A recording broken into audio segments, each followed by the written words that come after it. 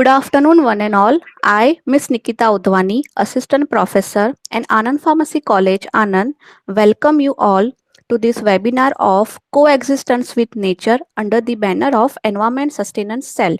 We are very grateful to Mr. Jagat Khinkhabwala, Environment Management and Consultant and CSR Consultant, for accepting our invitation and agreeing to be a part of this session. Introducing him, Jagat Sir did his MBA in Finance from BK School of Management, Ahmedabad. Sir is known as Sparrowman due to his various initiatives to save the sparrow. He is associated with various projects like Save the Sparrow since 2008. He has also contributed in Butterfly Garden, Trees Translocation, Organic Terrace Garden, Urban Jungle, Oxygen Park, and various other projects which are environment friendly. He also built birdhouse by reusing plastic bottles that would otherwise end up polluting our rivers or go into landfills.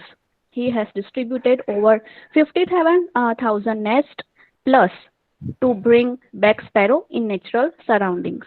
He has conducted numerous workshops in renowned institutions like ISRO, CPT, NID, TCS, FISAI Ahmedabad, IIMM, etc. Not only for Sparrow, he is also undertaking social responsibilities to help people of backward region. He has published a book named Save the Sparrow, and it gained a lot of appreciation from our Honorable Prime Minister Sri Narendra Modi, and also applauded his initiative in this program named Man Ki Baat on April 30, 2017, and also 25th December 2018. His message to the world is nature is my passion and to live with the passion is my nature. With this, we welcome you, sir, and request to take over the session. Thank you. Thank you very much, everybody, for inviting me to take up the session. I'm very happy to connect with you. And to begin with, I tell you in advance that later on, if anybody is interested, can even in future can connect with me for any developmental work or support or guidance or anything.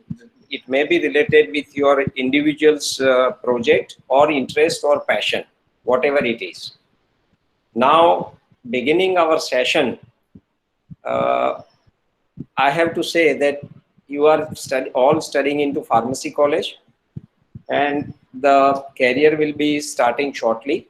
So once you will be in the industry, right from the childhood days, you must have come across many subjects, at home, starting from home or school or anywhere else. You also must be reading about various subjects, and you may have aptitude or interest in some other subjects. What I am trying to say by mentioning this is that everybody, besides their normal academics, professional career or anything, have some passion. See, હમણાં તમે કોરોનામાં આ વાતને experience કરી કે જીવન જીવવું એટલે 24 કલાકમાંથી 12 કલાક માટે આપણે જાગ્યા અને 12 કલાકમાં ભણવાથી લઈને પ્રોફેશનલ લાઈફ ને બધું કર્યું. હવે તમે મને સમજાવો કે રોજે જ તમે જે આ 4 મહિના કે 6 મહિના જે લોકડાઉન કન્ડિશનમાં રહ્યા તો એમાં શું કરતા હતા? બહુ લોકોને ડિપ્રેશન આવી ગયું, બહુ લોકો સ્ટ્રેસમાં રહેતા હતા, બહુ લોકો ફ્રસ્ટ્રેટેડ રહેતા હતા. મારું એવું કહેવું છે કે મને એવો કોઈ પ્રશ્ન ઊભો નથી થયો. એનું કારણ એ છે કે I am directly in connection with nature. એટલે whatever activity I do, અને જે મારો પેશન છે, જે મેં 2008ની સાલથી since 2008 I have pursued it in a very little fast or aggressive way. અને એના કારણે હું જે કાંઈ બધું શીખું છું અને હજી આગળ શીખતો રહીશ, એ બધું મને હંમેશા કનેક્ટેડ રાખે છે આખા વર્લ્ડ સાથે. આખા ઓલ ધ લિવિંગ થિંગ્સ, બધી જ લિવિંગ થિંગ્સ સાથે મને કનેક્ટેડ રાખે છે. આ સ્પેર ટાઈમનો યુઝ મેં એટલો બધો પ્રોડક્ટિવ રીતે કર્યો છે કે I have return a new article practically minimum once a week, and they are being published all over the places. અને એમાં મેઇનલી મારો ઇન્ટરેસ્ટ છે નેચરનો, એ મારું પેશન છે, એના લીધે હું કનેક્ટેડ રહી શકું છું. હવે તમને જે વાત કરવાની છે આજની કે કોએક્ઝિસ્ટન્સ વિથ નેચર, તો આપણે એ સમજવું જોઈએ કે આપણે જે કંઈ આ પૃથ્વી છે એ પૃથ્વી પર એક જ આટલા બધા લાખો ગ્રહ છે અને બીજા ઘણી અનેક પૃથ્વી છે બીજે કે જે આપણને ખબર છે કે બીજી બધી પૃથ્વી છે, પણ આપણને એ નથી ખબર કે કયા ઉપર જીવ છે. જીવ છે એ ફક્ત આપણી પૃથ્વી પર છે અને એ અત્યાર સુધીમાં શોધાયેલું, અને એ પર જીવ એટલા માટે છે કે હવા, પાણી અને ખોરાક એ બધું મળી રહે છે. હવા એટલે ઓક્સિજન મળી રહે છે, પીવાને પાણી મળી રહેશે, ખેતી કરવાને પાણી મળી રહેશે, અને ખોરાક માટે વૃક્ષોથી શરૂ કરીએ તો એની સાથે સંકળાયેલી આખી જે ફૂડ ચેઇન છે, શૃંખલા જેને કહીએ, એ આખી ફૂડ ચેઇન એનાથી સર્વાઈવ થાય છે. હવે માણસ જાતનો ઇતિહાસ તમે જોશો ને તો એ લગભગ 5 થી 6 હજાર વર્ષ પહેલાની વાતો, મોહનજો-દરોથી માંડીને બધી છે. પણ પૃથ્વીનું અસ્તિત્વ કરોડો વર્ષ પહેલા આવ્યું છે, અને સૌથી પહેલા આ પૃથ્વી પર વૃક્ષો આવ્યા, અને એ વૃક્ષોના લીધે અને એની સાથે બધું બીજા બધા જીવ ધીમે ધીમે ડેવલપ થયા. આવું હિસ્ટ્રીમાં છે. અને એ જે વૃક્ષોની સાથે બધું ડેવલપ થયું, તો એનું એવું છે કે વૃક્ષ, a tree, you know, it gives you oxygen and it inhales your carbon dioxide and other gases we release in the air. It is absorbed by tree.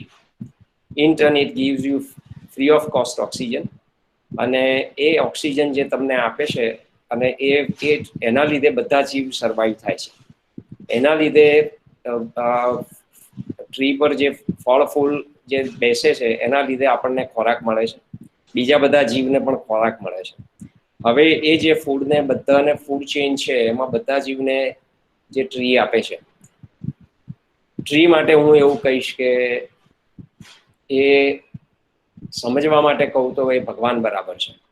કારણ કે એ પોતે કશું જ પણ તમારી પાસે માંગ્યા વિના પોતાની જાતે પગભર થઈ અને એ સતત 24 કલાક આખી જિંદગી બધાને ફ્રી ઓફ કોસ્ટ બધું આપ્યા જ કરે છે. જો આ પૃથ્વી પર ટ્રીઝ ન હોય તો આપણને ઓક્સિજન નહીં મળે. અને સાયન્ટિસ્ટ આઇન્સ્ટાઈને બહુ ક્લિયરલી થિયરમ આપેલો છે કે એક એમણે એક્ઝામ્પલ આપ્યો છે કે જો આ પૃથ્વી પરથી બધા ટ્રીઝ નાશ પામે તો નવું ફ્રૂટ્સ બંધ થઈ જશે, નવા ફ્લાવર્સ બંધ થઈ જશે, નવું વેજીટેશન બંધ થઈ જશે. એની ઉપર નભતા જીવો છે એ શું ખાશે પીશે, અને વૃક્ષો છે એને એ જો વૃક્ષો નહીં હોય તો માનવ જીવન શક્ય જ નથી. હવે કેવી રીતે? તો વૃક્ષ નહીં હોય તો તમે ઓક્સિજન કેવી રીતે લેશો? હવે વૃક્ષ નહીં હોય ની હું એક્સ્ટ્રીમ વાત કરું છું તો આઇન્સ્ટાઈને એવું કહ્યું છે કે જો આ પૃથ્વી પર જો બટરફ્લાયઝ અને બીઝ એક્સટિંગ થઈ જાય, ઝીરો થઈ જાય. અમે નાના હતા ત્યારે બધે ખૂબ પતંગિયા જોતા. તમારે આણંદમાં હજી થોડી ઘણી જગ્યાએ પણ થોડા ઘણા પતંગિયા જોવા મળશે, પણ એ તો બહુ સ્મોલ ક્વોન્ટિટી, વેરી લિમિટેડ ક્વોન્ટિટીમાં તમે જોઈ શકો છો. વેરાયટી પણ જોઈ શકો છો, તમારા લોકોનું ધ્યાન નથી.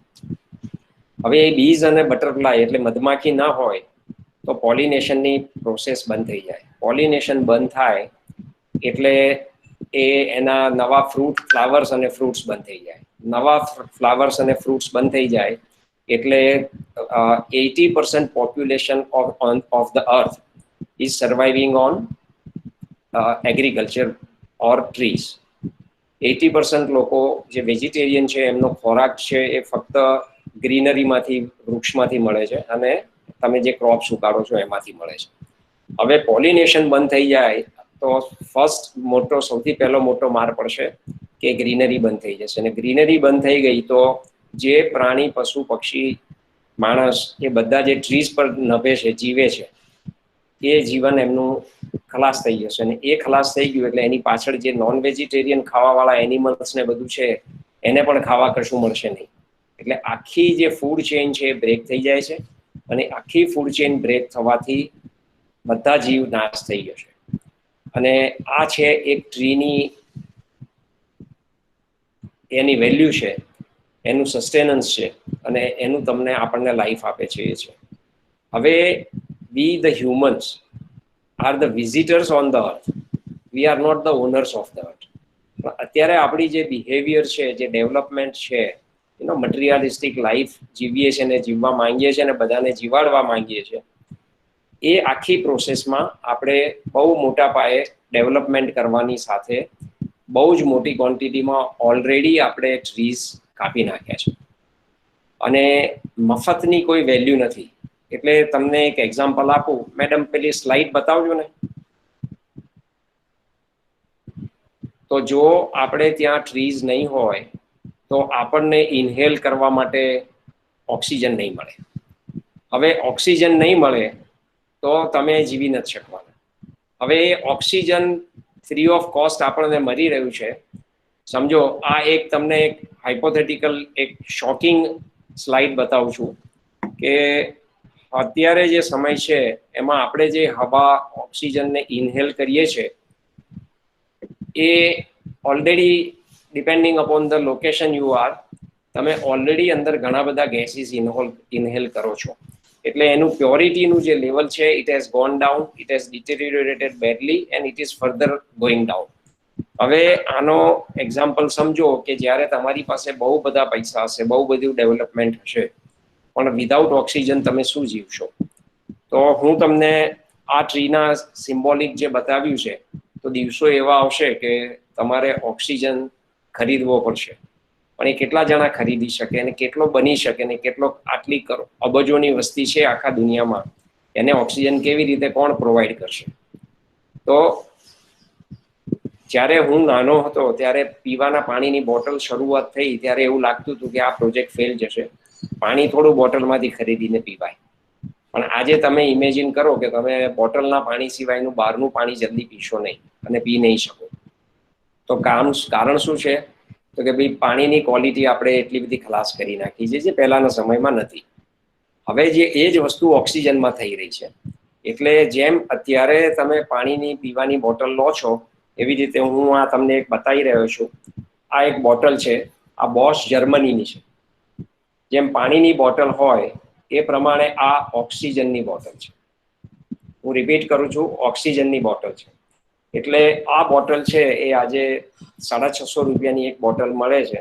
એટલે જ્યારે તમને સફોકેશન થાય, ઓક્સિજન ઓછો પડે, ત્યારે આને ખોલીને મોઢામાં 2 સ્પ્રે પંપ મારી દો એટલે યુ વિલ ફીલ કમ્ફર્ટેબલ કે તમને ફ્રેશ ઓક્સિજન મળ્યો. હવે હું તમને કહું કે આ તમારે રોજ માસ્ક પહેરી અને સાથે આ ઓક્સિજન બોટલથી સર્વાઈવ થવાનું છે, તો what will happen to your life? How much you can spend?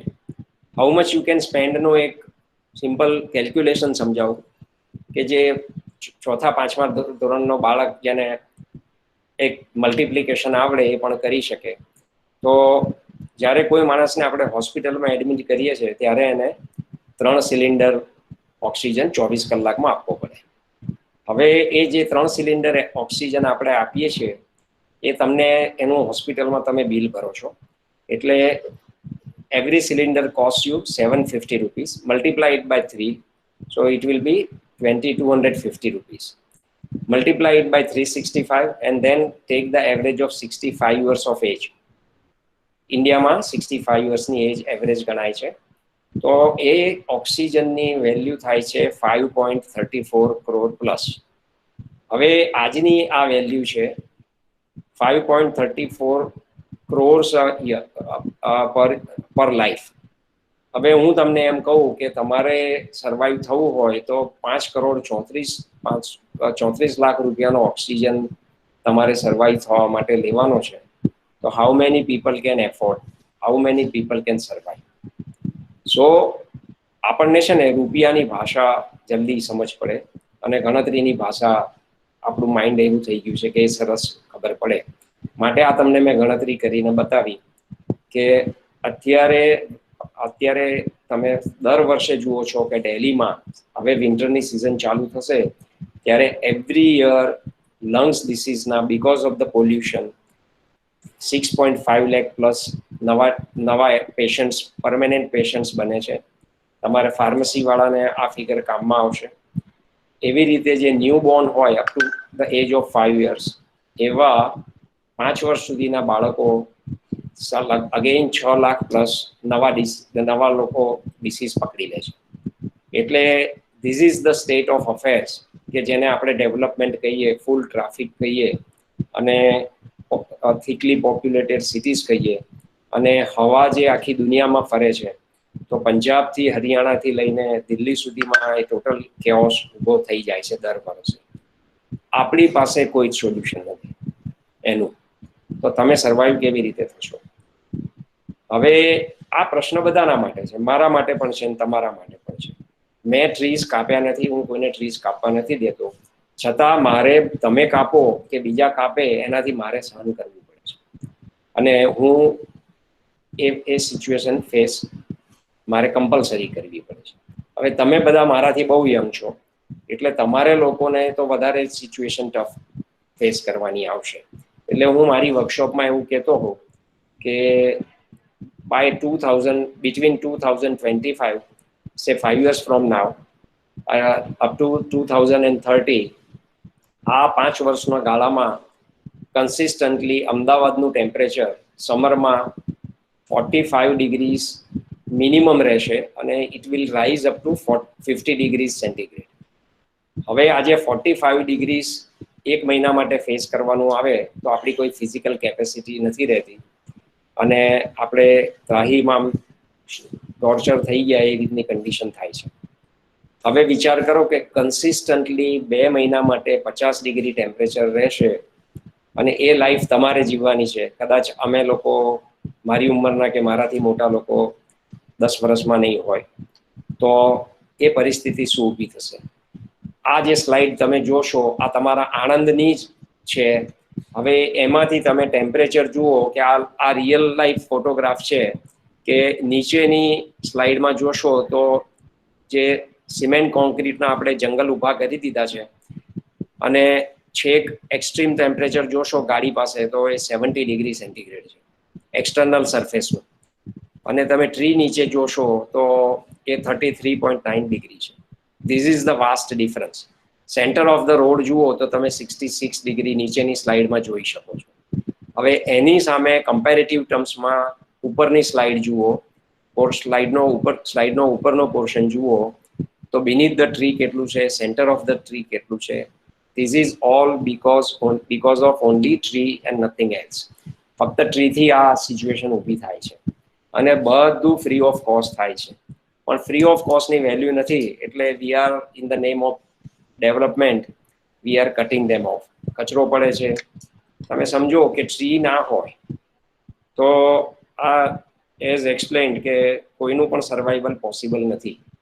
હવે તમે એ રીતે સમજો કે જે લોકો માંદા છે, જે લોકો ઘરડા છે, જે બાળકો છે, જે બહાર ફૂટપાથ પર ને રોડ પર રહે છે, તો એની લાઈફ અને તમે એક કમ્ફર્ટેબલ એસી વાળા રૂમમાં કે ફેન વાળા રૂમમાં કે છાયા વાળા રૂમમાં રહો છો, એની લાઈફમાં કેટલો ડિફરન્સ.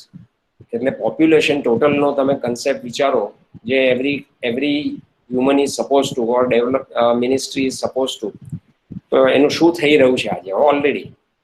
તો એવું કહેવાય છે કે ભાઈ અમદાવાદમાં જે માણસ રહેતા હોય એ સ્મોકિંગ કર્યા વિના રોજની ઇન્ડસ્ટ્રીયલ એક્ટિવિટી ફૂલ ફ્લેજ ચાલુ હોય ત્યારે રોજની 10 સિગરેટ જેટલો ગેસીસ ઇનહેલ એમનેમ હવામાંથી કરે છે.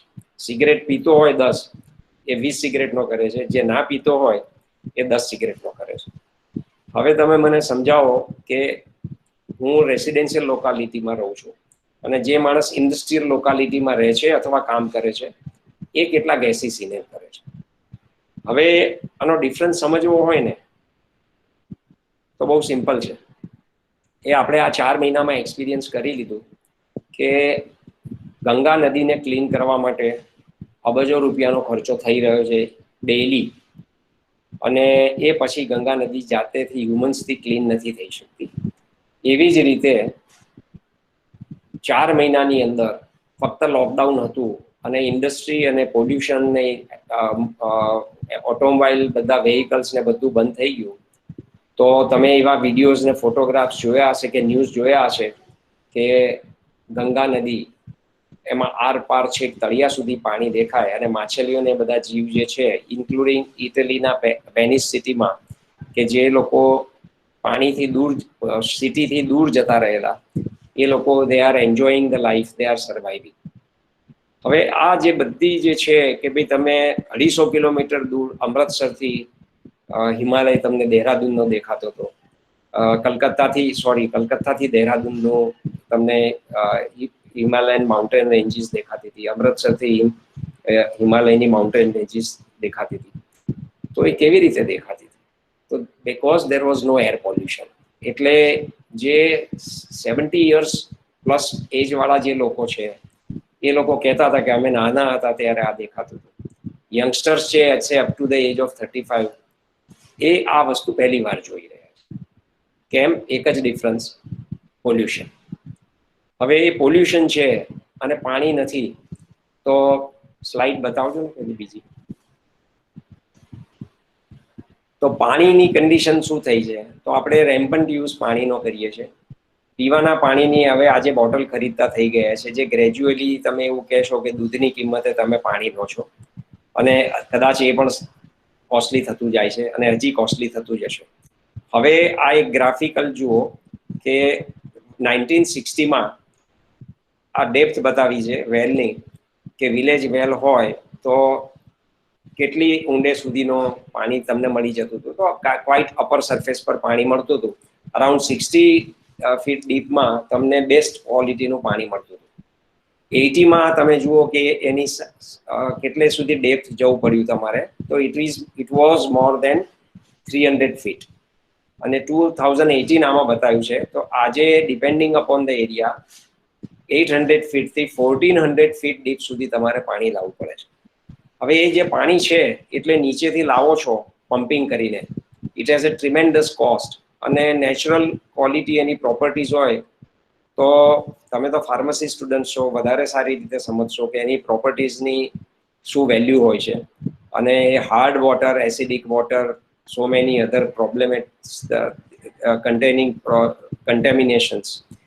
હવે એ પાણીની ક્વોલિટી છે. પાણી જે છે એ there are 4 surfaces. One is the top surface છે rain water harvest. Rain water જે વરસાદનું પાણી પડે એનું જે નદીમાં પહેલું પાણી આવે, કૂવામાં આવે, જે ઉપર આવે સરોવરમાં કે તમારા ઘરમાં, એ ફર્સ્ટ લેયરનું પાણી કહેવાય છે. સેકન્ડ લેયરનું જે પાણી હોય છે એ તમે કૂવામાંથી અને અપર સરફેસમાંથી લો છો તે હોય, અને નદી નાળા ને તળાવમાં ભરાયેલું પાણી છે એ લો એ રહે છે. થર્ડ લેયરનું પાણી જે છે એ that is up to 600 feet deep well છે, 1980 સુધી હતો. અને અત્યારે we are consuming fourth layer of water. Fourth layer of water is not good quality. હવે અત્યારે સમજો કે આખા વર્લ્ડનું ટોટલ પોપ્યુલેશન છે એના 7% પોપ્યુલેશન ખાલી ઇન્ડિયામાં છે. એ 7% પોપ્યુલેશન માટે વર્લ્ડનું બેસ્ટ ક્વોલિટીનું જે પીવાલાયક પાણી છે, બેસ્ટ નહીં પણ પીવાલાયક પાણી છે, એ ટોટલ પાણીમાંથી ફક્ત 2.5% પાણી એવું છે કે આપણે પી શકીએ. હવે 2.5% પાણી માટે એમાંથી ઇન્ડિયાનો શેર છે 1.75%. એ 1.75% પાણીમાંથી તમે અને હું એવા 135 કરોડ લોકો સર્વાઈવ થઈ રહ્યા છે. અને એની ક્વોલિટી અને ક્વોન્ટિટી બે ડિપ્લેટ થઈ રહી છે. હવે એ પછી તમે પાણી ક્યાંથી લાવશો? હવે આ જમીનની અંદર જે પાણી છે ને, નદી નાળા તળાવ ને જમીનની અંદર, એ પાણી ફક્ત તમારે ત્યાં એ વૃક્ષના લીધે આવેલું છે. તમે વૃક્ષની આખી સાયકલ સમજશો તો એ એવી છે કે તમે ભણેલા છો કે વૃક્ષ છે ને એ વરસાદને ખેંચી લાવે છે, વાદળોને ખેંચી લાવે છે, અને એ વાદળો વરસાદ ફેંકે છે. તમારે ઘરમાં 3rd ફ્લોર ઉપર પાણી ચડાવવું હોય તો તમારે વોટર પંપ અને મોટર મૂકવા પડે છે. જ્યારે વરસાદ પડે ત્યારે આ જે ટ્રી છે એ પોતાને જોઈતું કન્ઝ્યુમ કરવા જેટલું પાણી પોતે પી લે છે. એ પછીનું નેક્સ્ટ પાણી હોય એ પોતાના એની મેઇન સ્ટેમ થડમાં અને એની ડાળીઓમાં ભરી લે છે, એના રૂટ્સમાં ભરી લે છે. એ પછી પણ જે વધારાના વરસાદનું પાણી આવ્યું એ એનાથી નીચે એ જમીનમાં રૂટ્સની મદદથી પ્રેશરથી નીચે ઉતારે છે અને બાકીનું પાણી રહ્યું ઉપરની બાજુ એ હવામાં એ ઉપર ફેંકે છે. એ હવામાં ફેંકે છે જે તમને ને મને દેખાતું નથી, પણ એ જે હવામાં પ્રેશરથી ફેંકાય છે એનાથી વાદળો બંધાય છે. એ ફરીથી વાદળ બંધાઈને ફરીથી આખી સાયકલ પૂરી થાય અને એ વરસાદ આવે છે. એટલે વરસાદનું પાણી વૃક્ષને મળ્યું, વૃક્ષે રેઇન વોટર હાર્વેસ્ટ કર્યું, જમીનની અંદર નદી નાળા ભરી દીધા અને ધીમે ધીમે એના રૂટ્સમાંથી વૃક્ષને પાણી, જંગલમાં પાણી કોણ પીવડાવે છે? તો કોઈ નથી પીવડાવતું. They are surviving on their own. That is the beauty of it. હવે તમારે જો આજે 1400 ફીટ નીચેથી તમે પાણી લાવો છો તો એ નીચે કેવી રીતે થયું પાણી? તો એ જે વરસાદનું પાણી આવ્યું એ ટ્રીઝ જે પોતે બધું કન્ઝ્યુમ કર્યા પછી જે બચ્યું એ પાણી નીચે પ્રેશરથી નીચે નાખે છે. હવે તમારે જો 3 માળ ચડાવવા માટે જો તમારે એના માટે તમારે વોટર પંપ મૂકવા પડતા હોય તો ટ્રી પાસે તો કોઈ ટેકનોલોજી નથી ને કોઈ વોટર પંપ નથી, પણ એ એક વૃક્ષની, એક ટ્રીની તાકાત છે કે એ પ્રેશરથી પાણી નીચે નાખે છે અને એ over the period of thousands of years એ પાણી જે નીચે અત્યારે આપણે હ્યુમન્સ 1400 ફીટની ડેપ્થથી કન્ઝ્યુમ કરી રહ્યા છે, the fourth layer of water, એ પાણી થાઉઝન્ડ્સ ઓફ યર્સમાં ધીમે ધીમે પર્કોલેશનથી, ટ્રીઝની હેલ્પથી અને રેઇન વોટર હાર્વેસ્ટિંગ નદી નાળાની મદદથી એ કુદરતે પોતે નીચે ઉતારેલું છે. હવે આ છે એક ટ્રીની તાકાત કે આખી સાયકલ એ પૂરી કરી આપે છે. પણ again we are not bothered. We have polluted the worst way. All the rivers, all the water sources and everything is polluted. બધા લોકો સેલ્ફિશ ઇન્ટરેસ્ટમાં કામ કરે છે. એક પેલી તમે નાના હતા ને વાર્તા સાંભળી હશે ને કે ભાઈ રાત્રે બધા આવીને એક લોટો ભરીને ખાલી તળાવમાં દૂધ મૂકી જાઓ, તો એક જ નાનો છોકરો છે ઇનોસન્ટ, એ જ દૂધ લઈને જાય છે. બાકી દરેક જણા એમ જ વિચારે છે કે બાકીના બધા દૂધ નાખશે અને હું પાણી નાખી દઉં તો કોઈને ખબર નહીં પડે. This is how our mindset, humans mindset is working. અને humans mindset has polluted and killed everything. હવે પોલ્યુશનના પાણીના લીધે આખી જમીનની અંદર રહેલી આખી જે નદી, નાળા, તળાવ, દરિયો, એ બધાના અંદર રહેતી આખી જીવસૃષ્ટિ ખલાસ થઈ ગઈ. એની કન્ડિશન બહુ ડિટેરિયોરેટ થઈ ગઈ. તો અગેઇન હુ ઇઝ રિસ્પોન્સિબલ? તો હ્યુમન્સ. આજે બધી નદી, નાળા, તળાવ, દરિયો પ્લાસ્ટિકથી ભરેલા છે. એટલે એવું કહેવાય છે કે દરિયાની અંદર જેટલા ટૂથબ્રશ અને કોટન બડ્સ છે, એર કોટન બડ્સ, એનાથી ઓછી માછલીઓ છે. એટલું બધું આપણે અત્યારે ટૂથબ્રશ અને કોટન બડ્સ નાખી દીધા છે. અને ઉપરાંત બીજું નેટનું ને બધું પ્લાસ્ટિક નાખ્યું હોય એ જુદું. હવે that is killing all the marine life. A marine life મળે છે એટલે એનું જે પાણીની ક્વોલિટી છે એ ડિટેરિયોરેટ થાય છે. અને હવા પોલ્યુટેડ છે માટે બધા જે એટલાન્ટિકથી માંડીને દરેક જગ્યાએથી નોર્થ પોલ, સાઉથ પોલ ને બધે જે આઈસના જે ટોટલ પહાડો જે મિલિયન્સ ઓફ યર્સમાં બનેલા છે એ બધા બ્રેક થઈ રહ્યા છે, મેલ્ટ થઈ રહ્યા છે. મેલ્ટ થઈ રહ્યા છે એટલા માટે સી લેવલનું વોટર છે એની સરફેસ અપ થઈ રહી છે, પાણી ગરમ થઈને. પાણી ગરમ થઈને અપ થતા હવે there are certain island countries like Fiji, Maldives, Seychelles, આ બધા એવા છે કે ગેરંટીડ છે, સાયન્સ હેઝ સેડ કે by 2050 they will be submerged in the sea water. આ બધા ડૂબી જશે. એટલે સમજવા માટે કહું કે તમારે જો તમને એવું લાગે કે ભાઈ તમારી પાસે પૈસા છે અને તમારી પાસે હેલ્થ સપોર્ટ કરે છે તો આ બધા કન્ટ્રી પહેલા ભરી આવજો, કારણ કે પછી તો તમે મોટા થશો ત્યારે તો આ ડૂબી રહેલા છે, એનું અસ્તિત્વ જ મટી ગયું છે. આ છે જે આઈસ બધો મેલ્ટ થઈ રહ્યો છે વર્લ્ડ ઓવર, એનો આ પ્રતાપ છે. અને એ કેમ થઈ રહ્યો છે? તો પોલ્યુશનના લીધે થાય છે. અમુક આઈસના હિલ્સ એવા છે કે જે તમે આખાને આખા અમદાવાદથી બોમ્બે જેટલો એરિયાના એવી વિડીયોઝ હું તમને બતાવી શકું કે અમદાવાદથી બોમ્બે જેટલા એરિયા અને બોમ્બેથી પાછા અમદાવાદ આવો એટલે લગભગ 1000 કિલોમીટરની લેન્થના 1000 કિલોમીટર ની લેન્થના અને 120 ફ્લોર્સ એટલે 1200 ફીટ ઊંચા એવા આઈસના જે પહાડ છે બધા એ વિધિન હાફ એન અવર તૂટી જાય છે અને પાણીમાં દરિયામાં ભરી ગયા. નોર્થ પોલનો વિડીયો છે મારી પાસે અને this is now a regular happening. એનાથી શું થાય કે તમે કલ્પના કરો કે આ પાણી મેલ્ટ થઈ અને હિમાલયમાં જ્યારે ન્યુયોર્ક સિટીની પાસે દરિયામાં આવે આટલો પાણીનો ફ્લો, તો એ સમજો ગ્રાફિકલી તમારે સમજવું હોય તો 120 ફીટના અને 100 ફીટના બધા જે ટોલ બિલ્ડિંગ્સ છે એ બધા સબમર્જ થઈ જાય. That will be the height of the sea water level. એક આ સમજવા માટેની આખો ફિગર છે. હવે તમે એક વિચાર કરો કે આ ઇફેક્ટ ગ્રેજ્યુઅલી હિમાલયમાં આવી રહી છે.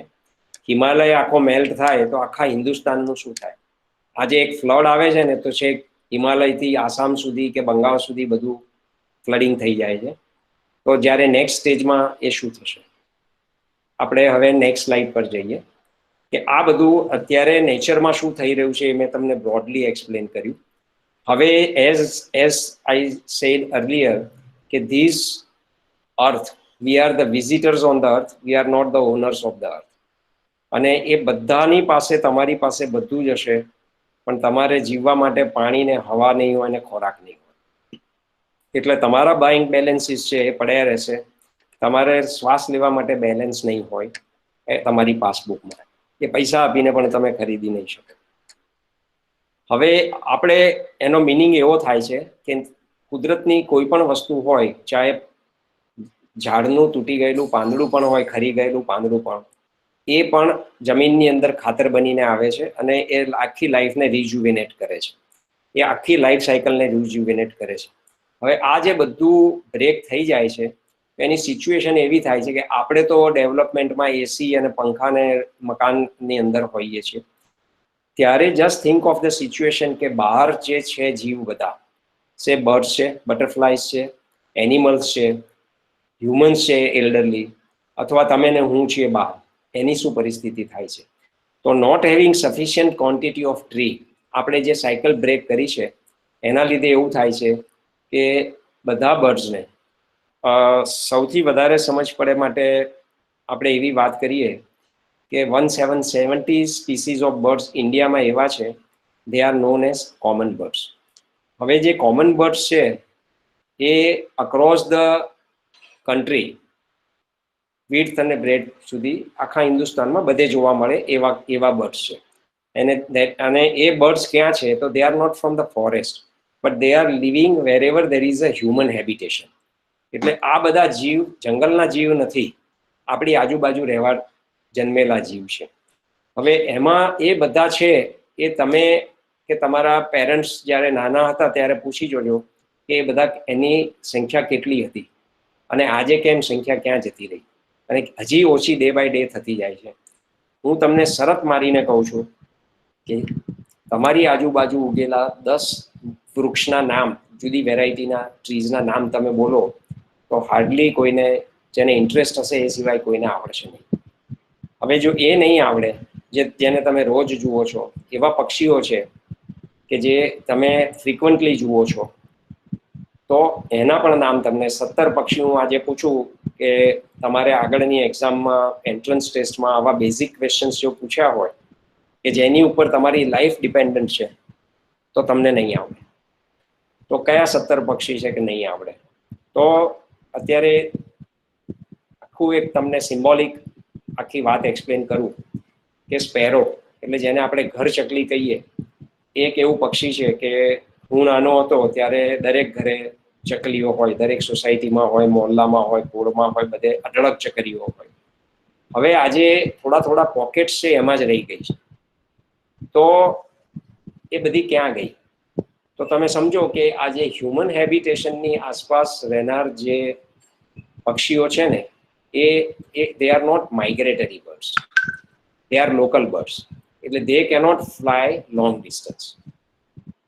હવે લોંગ ડિસ્ટન્સ ના જાય અને જ્યાં જે વનરાજી, જે ટ્રીઝના ક્લસ્ટરમાં એનું સર્વાઈવલ હોય છે, એની ડિપેન્ડન્સ હોય છે, એ તમે કાપી નાખો તો એ ક્યાં જશે?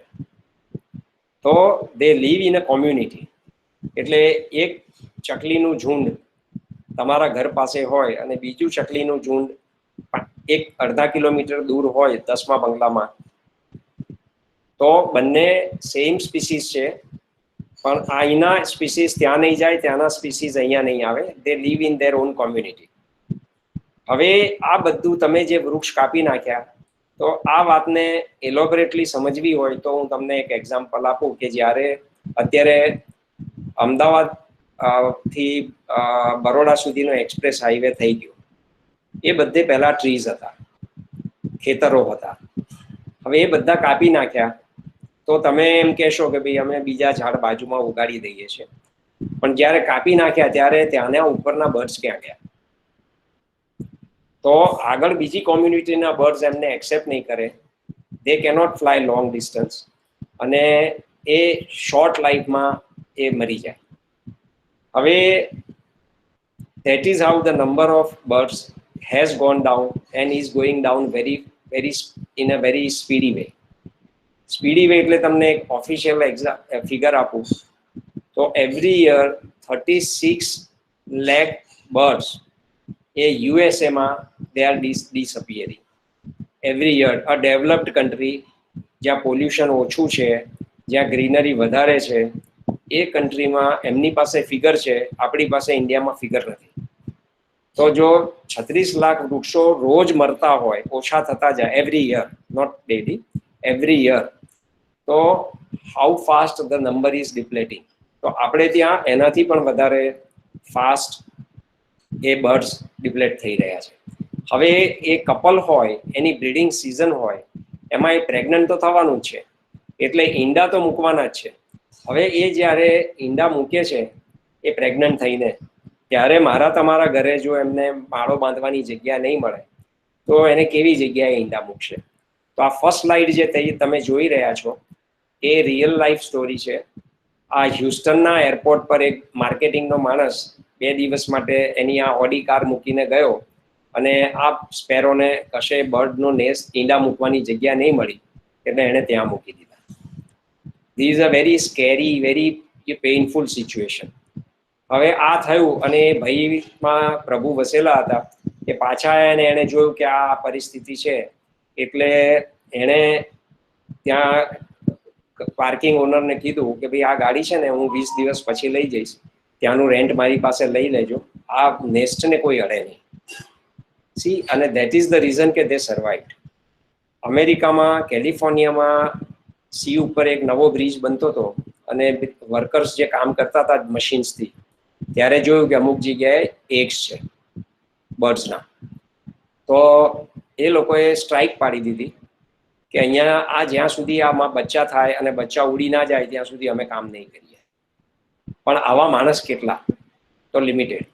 આ સ્લાઇડ તમે જુઓ કે ભર ઉનાળામાં, ગરમીમાં, રોડ પર વચ્ચે જેની ઉપર કોઈ ટ્રીનું કવર નથી, લાઇટના સિગ્નલ પર જે મેટલ ગરમ થાય અને મેટલ ગરમ થવાની સાથે લાઇટ ઓન ઓફ થાય, એની ગરમી આવે, એની અંદર એમણે નેસ્ટ બનાવવો પડ્યો છે, કારણ કે બીજી કોઈ જગ્યા મળી નહીં અને રો મટીરિયલ નથી મળતા. મારી પાસે એવા પણ નેસ્ટ છે કે જેમાં એ લોકોએ પ્લાસ્ટિકના ડૂચા ભરી દેવા પડ્યા.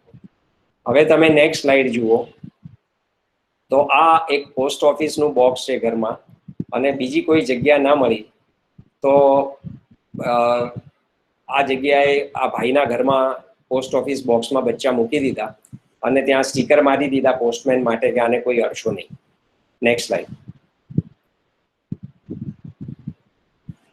આ મારો ફ્રેન્ડ ચાલીને આવ્યો મોર્નિંગમાં અને ઘરે બહાર ઉતાવળ છે ઓફિસ જવાની, એટલે શૂઝ મૂક્યા અને કબાટમાં નહીં મૂક્યા. એ પ્રોસેસમાં હાફ એન અવરમાં ફિમેલ સ્પેરોએ અહીંયા એગ્સ એના લે કરી દીધા. We call these distress nest.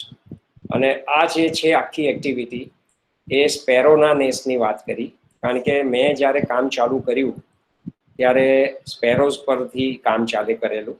હમણાં મેં એક આર્ટિકલ લખ્યો છે અને એમાં મારા આપેલા જે નેસ્ટ હોય એના બીજા બર્ડ્સે કશું ન મળતા ઇન્ડિયન સિલ્વર બિલ્સ, મેના, બુલબુલ, મેકપાય, રોબિન, એ બધા બર્ડ્સ પણ એ મારા આપેલા સ્પેરો નેસ્ટને ઉપયોગ કરી રહ્યા છે. અને એ ઇન અ વે ખુશી થાય કે ચલો એ માળો કોઈક પક્ષીને કામમાં આવ્યો, પણ this was never thought of. અને સિચ્યુએશન એટલી ફાસ્ટ વર્ઝન થઈ રહી છે. અને હવે શું થશે ખબર નથી, કારણ કે આપણે બધા ખાલી નેસ્ટ મૂકવાથી કેટલા પર્સન્ટેજને આપણે સર્વાઈવ કરાવી રહ્યા છે અને કેટલાનો નંબર હશે. એટલે આ બધા જે ઈંડા મુકાય ને એમાંથી એઝ સચ મોર દેન 50% ફેલ થઈ જાય છે. મીન્સ કે એટલા લોકોને જે જીવ કુદરતે આપ્યો તો લેવાનો જન્મ, એ સિચ્યુએશન આપણે તોડી નાખી છે અને એનો જન્મ થઈ નથી શકતો.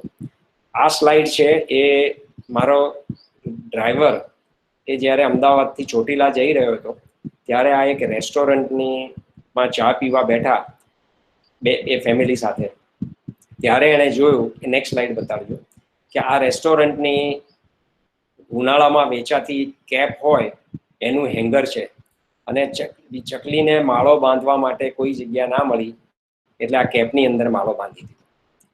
એટલે ત્યાંથી એને મને ફોટા મોકલ્યા અને નેક્સ્ટ ડે અમે એવું કર્યું, આખું પ્લાન કરી. પહેલા તો દુકાનવાળાને કીધું કે આ તારી અંદર જે 6 કેપ લટકે છે એ 6 કેપ જે છે એના પૈસા લઈ લે, મારો માણસ આપે છે. એ હેંગરને ત્યાંથી સાંજ પડે બંધ કરતી વખતે ખસેડશો નહીં, ખુલ્લું રાખજો અને તું એના પૈસા લઈ લે. તો એને સમજાવ્યું કે ભાઈ તમે કેમ આવું કરો છો, કેમ પૈસા આપો છો? એટલે કીધું કે ભાઈ આ નેસ્ટિંગની આ પ્રોબ્લેમ છે અને આમાં થયા છે તો એટલા બચ્ચાને થવા દે. એ વાત પરથી નેક્સ્ટ ડે અમે એવું કર્યું કે એને મેં કહ્યું તું પાછા જતા મારા ઘરે થઈને જજે. એને મેં 200 નેસ્ટ આપ્યા અને એને આઈ પેડ ઇન 2000 રૂપીસ કે કાલે સન્ડે છે, તારે રજા છે તો 2-3 ભાઈબંધો થઈ અને અમદાવાદથી ચોટીલા સુધીના હાઈવે પર જેટલી રેસ્ટોરન્ટ હોય ત્યાં આપણા નેસ્ટ લગાવી દે અને લોકોને સેન્સિટાઈઝ કરો કે તમારે ત્યાં સ્પેરોસ છે, એના સર્વાઈવલ માટે આપણે આટલું કરીએ. અને the concept has work so well. તો એ નેસ્ટ છે તો અધરવાઇઝ તો તમે તમારા પેરેન્ટ્સને પૂછશો કે તમે જોયું હશે, જાણતા હશો કે આપણા ઘરની અંદર પણ એ સ્પેરો નેસ્ટ બનાવી દેતી હતી, પંખાની નીચે કે દાદા દાદીના ફોટાની પાછળ કે એવી રીતે ગમે ત્યાં એને ગેપ મળે ને ત્યાં. હવે નવી ડિઝાઇન્સમાં તો આપણે મચ્છર પણ ના આવી શકે એવી બધી ડિઝાઇન કરી નાખી, તો આટલું મોટું પક્ષી તો કચરો પાડે એટલે આવવા જ નથી દેવાના. હવે that is the pitiable situation. So in 2008, when I read one article that world over sparrows are getting extinct and only 10% have survived, so I was shocked that how it is possible that sparrows cannot survive. What has happened? What has gone wrong? And what will happen in future? So thought of the whole process and then started working on saving the sparrows. સૌથી પહેલા experiments અમે મારા family અમે ઘરમાં કર્યા અને વી મેડ nest અને એ જે એને નેસ્ટિંગની જગ્યા આપી. તો હું તમને હવે એને નેસ્ટિંગને હાઉ ઇટ વર્ક્સ, એની લાઈફ સાયકલ શું હોય છે એ હું તમને હવે ફિલ્મથી બતાવું.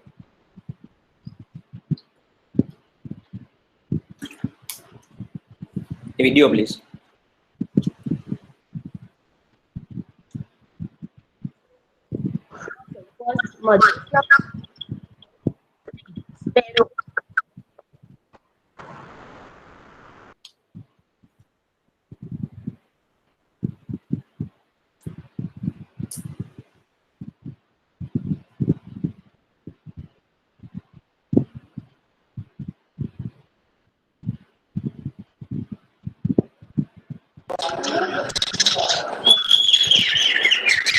આ અમારો આપેલો નેસ્ટ છે.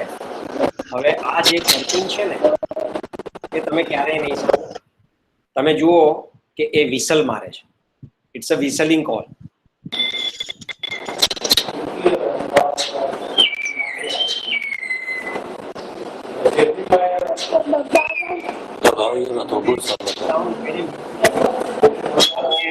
આ જે લેક છે email સ્પેરોને ક્લિક કરે છે કે I have found out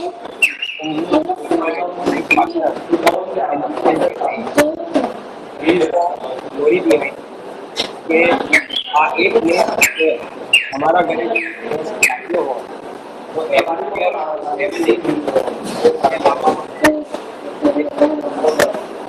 અને એ પછી એમાંથી 7 બચ્ચાના હવે નેક્સ્ટ વિડીયો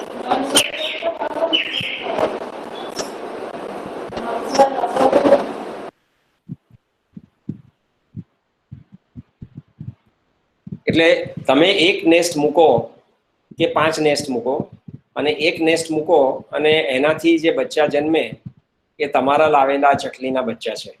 અત્યાર સુધીમાં મેં 1,25,000 માળા ફ્રી ઓફ કોસ્ટ વેચ્યા છે. વર્કશોપ્સમાં બાળકોને બનાવતા શીખવાડ્યું હોય અને એમણે બનાવ્યા તે જુદા. અને મારી પાસે 1,60,000 જેટલા ફોટોગ્રાફ્સ અને વિડીયોઝ છે કે જેમાં આ નેસ્ટ સક્સેસ ગયેલો છે. These are the documented figures અને એ જેટલા લોકોએ ઇન્ફોર્મ કર્યું છે એની ઉપર છે, કારણ કે નેસ્ટની ઉપર મારો મોબાઈલ નંબર ને ઈમેલ આઈડી હોય છે, જેનાથી લોકો એમના પ્રોબ્લેમ્સ હોય, એમની હેપીનેસ છે, એમના જે ઇશ્યુઝ હોય નાના મોટા એ બધા ડિસ્કસ કરી અને સોલ્વ કરે છે. અને that is how it works. એટલે હું બહુ ગર્વથી કહી શકું કે એકલે હાથે જો હું 1,60,000 જેટલી સ્પેરોઝ લાવી શક્યો હોઉં તો આપણે બધા ભેગા મળીએ અને બીજા લોકોને જોડીએ તો what a huge contribution we can have. અને that is the reason, next video લેજો, કે વી આર ઓલવેઝ સેઇંગ કે તમે એટલીસ્ટ તમે જેટલો ઓક્સિજન કન્ઝ્યુમ કરો છો તમે ને તમારું family, so as a responsible human being તમારે મિનિમમ 10 ટ્રીઝને વાવવા જોઈએ અને એને નર્ચર કરવા જોઈએ, એને મોટા કરવા જોઈએ. અને એ બીજા કોઈના માટે નથી, એ તમારા માટે છે. એટલે એવું કહેવાય છે કે જો તમે સાયન્સ કહે છે, નેક્સ્ટ વિડીયો લેજો ને, કે તમારી આજુબાજુ જો 10 ટ્રીઝ હશે તો તમારી લાઈફ છે એ ઓછામાં ઓછી 7 યર્સ ઇન્ક્રીઝ થઈ જાય.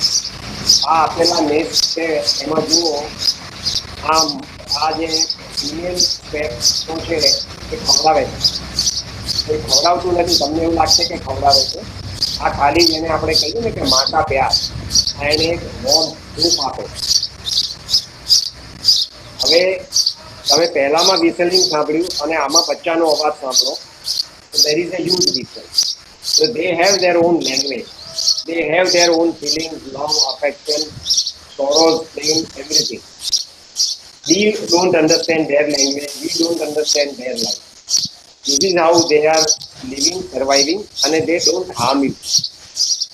એનાથી તમે લોકો જીવો છો. તો નેક્સ્ટ વિડીયો લેજો. એના માટે એવું કહેવાય છે કે અત્યારે સાયન્સમાં એવું કહે છે કે જે પહેલા તમે નાના હતા અથવા અમે નાના હતા ત્યારે ચિકનગુનિયા ને ડેન્ગ્યુ ને બધા ડિસીઝ નતા. વિડીયો બંધ કરજો. ત્યારે ડિસીઝ નતા તો હવે ક્યાંથી આવ્યા? તો સાયન્સ સેઝ કે આખી ફૂડ ચેઇન આપણે બ્રેક કરી નાખી છે. એટલે બર્ડ્સ નથી, એટલે તમારા ખેતર હોય કે ગાર્ડન હોય એમાં ઇન્સેક્ટ્સ જે હોય અને ઈયળો જે હોય એ બધા સર્વાઈવ થાય છે. ઇન્સેક્ટ્સ ને બધા જે they are carriers of various viruses અને બેક્ટેરિયાસ.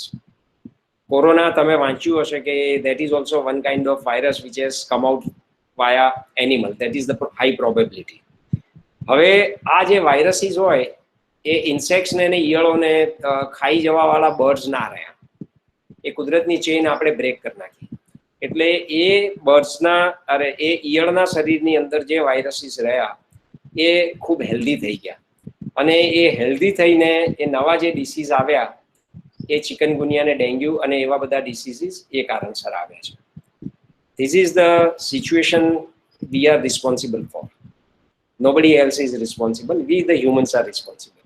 હવે જે પેસ્ટિસાઇડ વાપરીને મને ને તમને કેન્સર થઈ શકે, તો આ તમારા ગાર્ડન કે ખેતરની ઈયળો મારી નાખવા તમે જે પેસ્ટિસાઇડ્સ રેમ્પન્ટ યુઝ કરો છો તો એનાથી આ ઈયળો મરી જાય છે. એ ઈયળને પક્ષી પોતાના બચ્ચાને ખવડાવે એટલે બચ્ચું મરી જાય છે.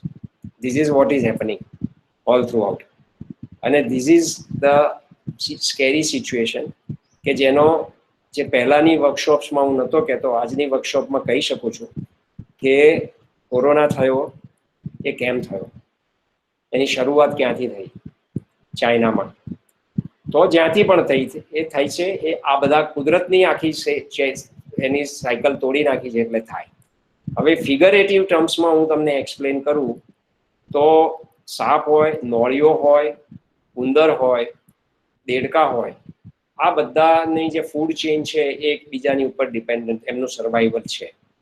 હવે તમે એવું પ્રિઝ્યુમ કરી લો કે ફક્ત ઉંદર બચ્યા છે, ઉંદરને ખાઈ જનારા સાપ અને નોળિયા નથી રહ્યા, તો વોટ વિલ હેપન? તો એક કપલ હોય ઉંદરનું, લિસન ટુ મી કેરફુલી, આ તમે કેલ્ક્યુલેટ કરજો, આ તમે ગૂગલ પર સર્ચ કરીને સ્ટડી કરજો. એક કપલ રેટ્સ ઉંદરનું 18 મંથ્સની અંદર એ એના બચ્ચા થયા, બચ્ચાના બચ્ચા થયા, બચ્ચાના બચ્ચા થયા, એના મલ્ટિપ્લિકેશન્સ કરતા જાઓ ને, તો there will be 10 lakh new rats on the earth just within 18 months time.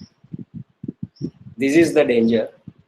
હવે 18 months ટાઈમમાં 10 લાખ માની લો ઉંદર તમારા આણંદમાં થઈ જાય, તો તમારે ત્યાંના ખેતરો જે છે એમાં એક પણ જણ માટે, એક પણ હ્યુમન માટે કે કોઈના પણ માટે ખાવાનો એક દાણો નહીં બચે. અને they will become very strong અને everything will gradually die down. એક ઉંદરના લીધે શું થઈ શકે એ તમે સમજો. એટલે આપણે એવું કહીએ છીએ કે અમારે ત્યાં સાપ નીકળ્યો. સમજી લો એ અમારે ત્યાં નથી નીકળ્યો, આપણે સાપને ત્યાં નીકળ્યા છીએ. આ ડેવલપમેન્ટમાં બધું આપણે એન્ક્રોચ કરી દીધું છે, એમને બધામાં જીવવા માટેનું કશું છોડ્યું નથી. અને that is the problem we are facing. અને that problem is increasing day by day. That we are experiencing. Simple experience છે કે તમારા સિટીનું ટેમ્પરેચર તમારા ફાધરના જમાના કરતાં આજે 5 થી 7 ડિગ્રી કન્સિસ્ટન્ટલી સમરમાં કેમ વધ્યું? અત્યારનો વિન્ટર હોય ને એ પણ પ્રેક્ટિકલી એ જમાનાના સમર જેટલો છે. That is because of the pollutions and destruction we have see. તમારે ત્યાંની જે આણંદની સ્લાઇડ જોઈ ટેમ્પરેચરની, એ પરથી ખ્યાલ આવશે કે હ્યુમિડિટી લેવલ, ઠંડક, પાણીનું harvesting, oxygen, fruits, nesting, insects, આ બધાનું સર્વાઈવલ ફક્ત ટ્રી પર છે. તો સૌથી પહેલા તો તમારે ટ્રી કાપવાના નથી, કોઈને કાપવા દેવાના નથી, અને તમારે ઉગાડવાના છે. હવે આ કેવી રીતે કામ કરે? તો how intelligent all these creatures are. તો તમને સમજવા માટે 2 એક્ઝામ્પલ આપું. એક તો તમે એન્ટ જોઈ છે, કીડી. તમને ખ્યાલ છે કે આપણે આપણા પોતાના વજન જેટલું વજન ઊંચકીએ ને, અને આપણે 500 મીટર ચાલવાનું હોય તો આપણી શું હાલત થાય? માની લો તમારું વજન 65 કેજીસ છે અને તમે 60 થી 80 કેજીસ વજન લઈ માથા પર કે ખભા પર, અને તમારે 500 મીટર જાઓ તો શું હાલત થાય છે? એની સામે કીડી છે ને, એ પોતાના વેટ કરતા 50 ટાઈમ્સ મોર વેટ ઊંચકી શકે. 50 ટાઈમ્સ મોર. આ એની તાકાત છે. તમને એમ થશે કે ડેઝર્ટ હોય, રણ, સહારાનું રણ છે, એમાં ઊંટ સર્વાઈવ થાય છે, માણસ નથી થઈ શકતો. અને માણસ માટે ઊંટની ઉપર બેસીને બીજે જાય. તો ઊંટ કેવી રીતે સર્વાઈવ થાય છે? તો કુદરતે દરેકને શરીરને પોતાને જોઈતી દરેક જરૂરિયાતની વસ્તુ આપેલી છે. હવે ઊંટ જે હોય એ સર્વાઈવ કેવી રીતે થાય છે? તો તમે 3 મિનિટની અંદર કેટલું પાણી પી શકો? તો ઊંટ જે છે કેમલ, એ 300 ગેલન પાણી પી જાય છે 3 મિનિટમાં. 1 મિનિટમાં 100 ગેલન લેખે. અને એની પાણીની સ્ટોરેજની કેપેસિટી એટલી મોટી છે કે they can survive for a longer period. તમે ઊંટનું બોડી જોશો ને તો બોડીમાં તમને ચરબી ઓછી દેખાશે, પણ એનું જે મેઇન શોલ્ડરનો ભાગ છે, ખૂંદ જેને કહેવાય, એ ખૂંદ તમને એકદમ સોફ્ટ ને દેખાશે. એ ખૂંદની અંદર જે ફેટ ભરેલી છે કુદરતે એની શરીરની કેપેસિટી પ્રમાણે, એનાથી એ સહારાનું કે કોઈ કચ્છના રણનું ટેમ્પરેચર ટોલરેટ કરી શકે છે, જે હ્યુમન્સ નથી કરી શકતા. હવે તમે મને સમજાવો કે ઊંટ જે છે એ રણની અંદર આંધી આવે તો એ બેસી જાય છે આંખો બંધ કરીને, અને આખી આંધી પસાર થઈ જાય પછી એને કશું નથી થતું. આપણને બધું થઈ જાય. આપણે તો એવી આંધી ફેસ જ નથી કરતા, ઊંટે જે કરી હોય. તો કુદરતે એને એક કરામત આપેલી છે કે આપણે આંખની જે પાંપણ હોય, આઈલિડ કહીએ, કે આપણને એક આઈલિડ છે, ઊંટને 3 હોય છે.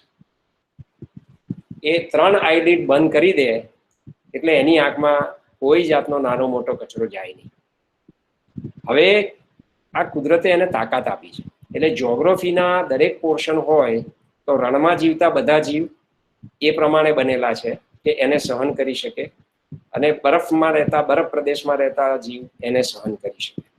એટલે તમે જે પોલર બેર સાંભળ્યા હશે વ્હાઇટ કલરના, અથવા ફિલ્મમાં જોયા હશે, તમને સરપ્રાઈઝ થશે કે બધા પોલર બેર હોય ને એ બધા લેફ્ટી હોય, ડાબોડી હોય. અને એવી રીતે એન્ટ હોય કીડી, એ કીડીને જ્યારે સ્મેલથી નશો ચડે તો બધી કીડી જે પડી જાય એ બધી કીડી રાઈટ હેન્ડ સાઈડ ઉપર પડે, કોઈ કીડી લેફ્ટ હેન્ડ સાઈડ ના પડે. માણસે દારૂ પીધો હોય ને પડે ને તો એ કોઈ પણ જગ્યાએ પડે, આડો અબડો ઊભો ચત્તો. જ્યારે કીડી છે ને બધી રાઈટ હેન્ડ સાઈડ જ પડે. કેટલી અજાયબ વાતો છે આ બધી, તમને આશ્ચર્ય થશે. આવી વાતો આપણે બીજી 2-3 કલાક કરી શકીએ, પણ હું તમને હવે આ કેટલી હોશિયાર છે એની નેક્સ્ટ વિડીયો બતાવું. Ma'am video please.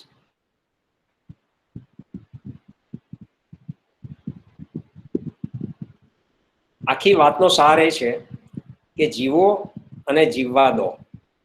આપણે આ બધાને જીવવા દેશો. આ જુઓ, આ મારો આપેલો સ્પેરો નેસ્ટ છે, એમાં બચ્ચું એમ સમજે છે કે મને પ્રેમ આપવા આવ્યું છે, પણ આ નીચેથી શું પકડે છે જુઓ. એણે નીચેથી કચરો ઉઠાયો, એના જે ડ્રોપિંગ્સ હોય, એની અગાર હોય બચ્ચાની, એ ઉઠાઈ અને બહાર નાખી દીધી. હવે ફરીથી જુઓ આ જ વિડીયોને, શું કરે છે ચકલી.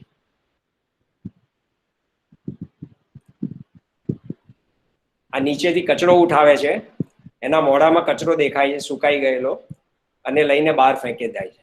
આપણે સફાઈની ઝુંબેશ ઉપાડવી પડે છે. આટલી નાની ચકલીને ખબર છે કે આ સફાઈ કેવી રીતે કરવી. એટલે આપણે એવું નહીં સમજવાનું કે આપણે એકલા હ્યુમન્સ જ હોશિયાર છીએ. દરેક જીવને કુદરતે દરેક પ્રકારની કેપેસિટી આપેલી છે. એટલે એક નેક્સ્ટ વિડીયો લેજો. એટલે આવી વાત આપણે દરેક બર્ડ વિશે કરી શકીએ, દરેક ઇન્ડિવિજ્યુઅલ ટ્રી વિશે કરી શકીએ.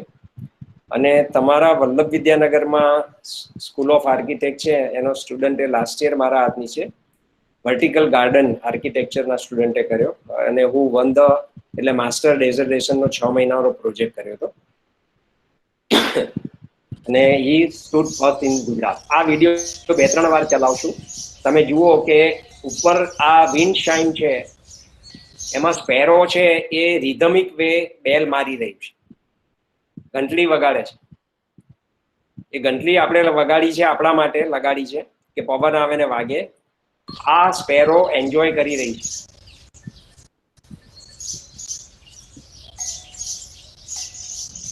એક મ્યુઝિકલ રિધમ છે.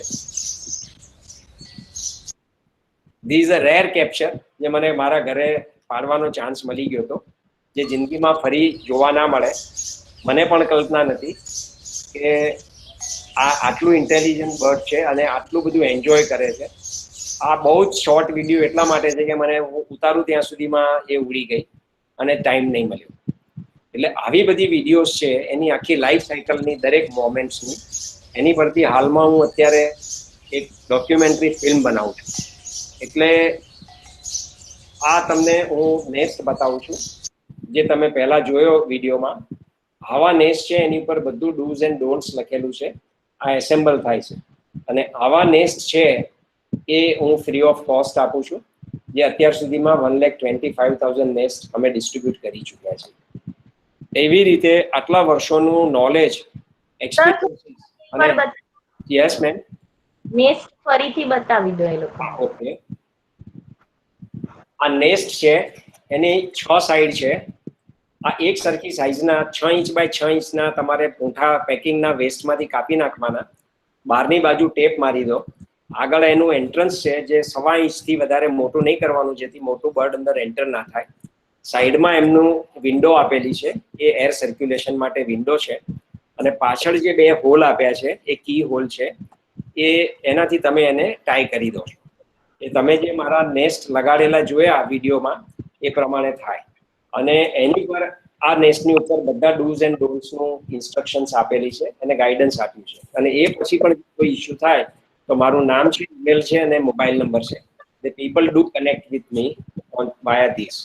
એટલે એ તમે પણ થઈ શકો છો. જેને પણ ઇન્ટરેસ્ટ હોય એ તમે ચેતના મેમ ને નિકિતા મેમ પાસેથી મારો નંબર લેજો. You can directly write to me or call me. હવે આ આટલા વર્ષોની જહેમત પછી જે મેં બુક બહાર પાડી એ અમારી સેવ ધ સ્પેરો બુક છે. આઈ વિશ કે હું તમારી લાઇબ્રેરી માટે એક બુક ગિફ્ટ કરું. એ ચેતના મેમ પાસેથી હું તમારું એડ્રેસ લઈ લઈશ અને કોલેજનું, અને હું કુરિયર કરીશ તમને. આ લાઇબ્રેરીમાં બુક રાખજો. આમાં છેલ્લા 12 વર્ષની મહેનત છે. અને આ બુક જ્યારે નોર્મલ પોસ્ટમાં, જેમ મેં તમને કહ્યું કે હું તમારી લાઇબ્રેરી માટે મોકલીશ, એવી રીતે માનનીય વડાપ્રધાન શ્રી નરેન્દ્રભાઈ મોદીને પોસ્ટમાં મોકલી, કોઈ જ ઓળખાણ કશા વિના, ત્યારે એમણે આખી બુક વાંચી છે અને બુકનો ડિટેલમાં મને પર્સનલ લેટર લખ્યો છે. આજની તારીખમાં મારે ડાયરેક્ટ એમની સાથે, એ નેચર લવર છે માટે કોન્ટેક્ટ થઈ ગયો છે. અને એક સામાન્ય માણસને, મારા તમારા જેવાને, ક્યાંથી ક્યાં આ બુક લઈ ગઈ છે. તો એ પછી એમણે 17 એપ્રિલના દિવસે, 30th એપ્રિલના દિવસે મારી વાત આખા દેશ સામે મન કી બાતમાં મૂકી. અને ત્યાર પછી લાસ્ટ યર આ ટાઈમે around 24th of September I took a session in UN climate change meet. USA માં યુએનની ક્લાઇમેટ ચેન્જ મીટમાં વડાપ્રધાન શ્રી 26મીએ બોલ્યા અને મને 25મીએ બોલવાનો ચાન્સ મળેલો. એટલે ટાઈમના લિમિટેશનના લીધે હું બહુ લાંબી ડિટેલમાં વાત નથી કરતો. I am extensively working on all such parameters. I am working on organic gardens and organic horticulture and organic farming, working on rainwater harvesting, trying to sensitize people all over the world. અને હવે 17th October આ મહિનાના next વીકના, આજે Saturday છે, next Sunday UN 75 નામની meet છે. એ યુએનઓને 75 years complete થયા છે. એના માટે એ લોકોએ એક વર્લ્ડ ઓવરથી બધાને ભેગા કરીને એક મીટ છે. એટલે બેંગ્લોરનો એક સ્ટુડન્ટ છે, સ્કૂલનો સ્ટુડન્ટ છે 8th સ્ટાન્ડર્ડનો, એ અને હું 17th ઓક્ટોબરે આખા વર્લ્ડ ફોરમ ઉપર યુએનના વતી મારો સેશન રહેશે. અને એમાં જેને જોડાવવું હોય તો I will share the details with you, Chetana ma'am અને નિકિતા મેમ. અને પછી તમે પણ એ દિવસે ત્યાં આમાં જોઈન થઈ શકો છો. અને એ બાય નેક્સ્ટ યર આવા બધા લોકોના જેટલા સેશન થયા છે એ બધા મીડિયા પર મુકાય છે. અને યુએનના ચીફ એ નેક્સ્ટ યર એની ઉપર આખી વાત કરશે. એટલે તમે બીજી રીતે કહું કે જે તમને કહ્યું કે જ્યારે શરૂ કર્યું ત્યારે આવું કશું જ નહોતું, એક પેશન છે અને એને પકડી રાખ્યું છે લાઈફમાં. તો હું પણ પ્રોફેશનલી કામ કરતો આવ્યો છું, કરતો રહ્યો છું, આજે પણ કરું છું અને હજી પણ કરીશ. એ પછી સાથે પેશનને પરસ્યુ કરતા એક સામાન્ય માણસને, એક નાની સામાન્ય ગણાતું પક્ષી કે જેની આપણે લોકો ધ્યાન પણ નથી જતું, એ ક્યાંથી ક્યાં મૂક્યું છે. આજે ટોરેન્ટો કેનેડાનો બાયો ઇકોનોમિક્સનો PhD નો સ્ટુડન્ટ માસ્ટર ડેઝર્ટેશન એ સ્પેરો પર મારા હાથ નીચે કરે છે. સી, હું MBA ફાઇનાન્સ છું, એ બાયો ઇકોનોમિક્સ ભણે છે. I told him that I am not an PhD holder. I don't know that much કે I can teach you for 6 months. એને કહ્યું, sir, you know much better than anybody else on the earth about sparrows, and that is the reason we want to work on it. And I am confident that with your guidance I will be able to learn it. એટલે એક sparrow તમને ક્યાંથી ક્યાં લઈ ગઈ છે.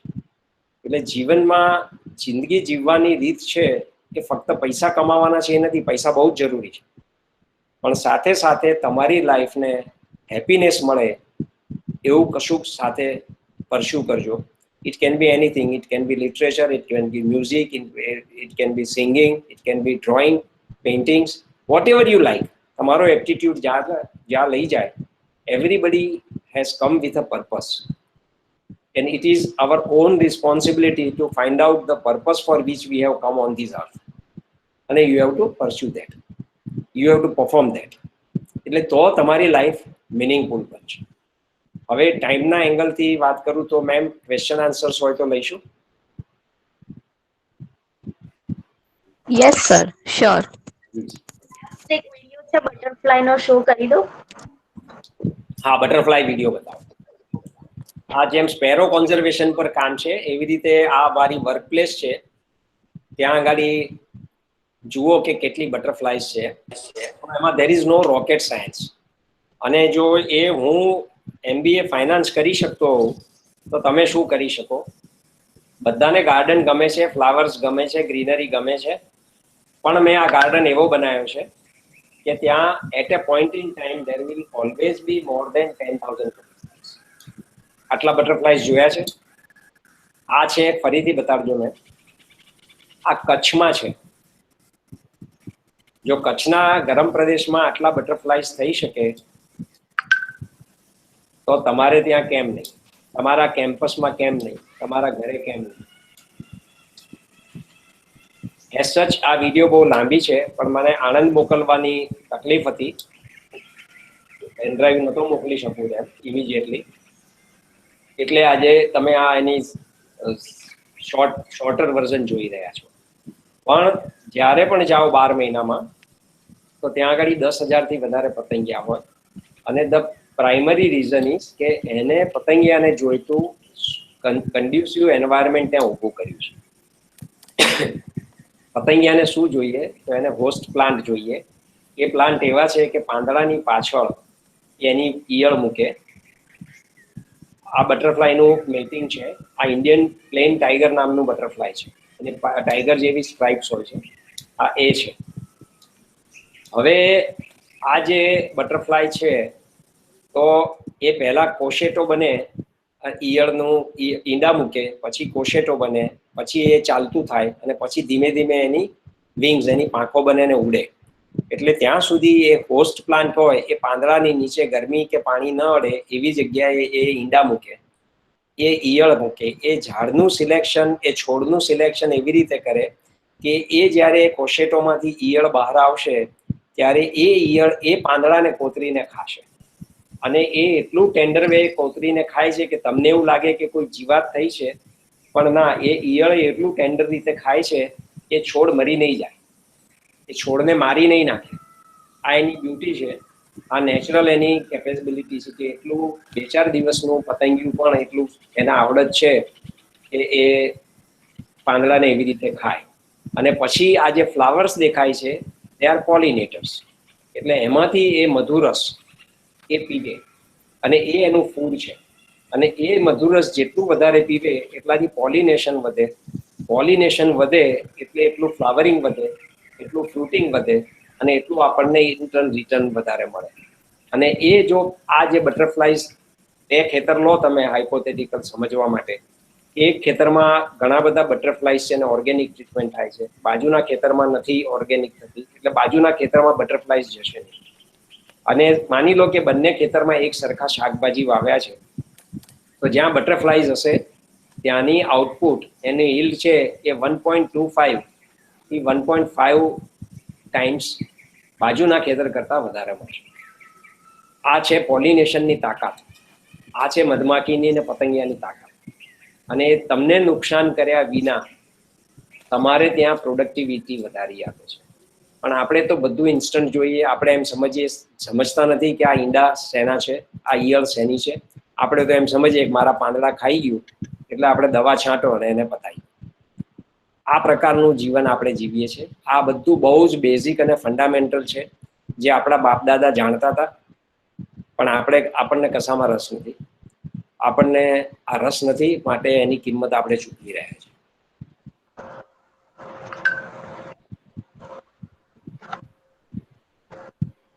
Thank you, sir. Yes, questions જો હોય તો.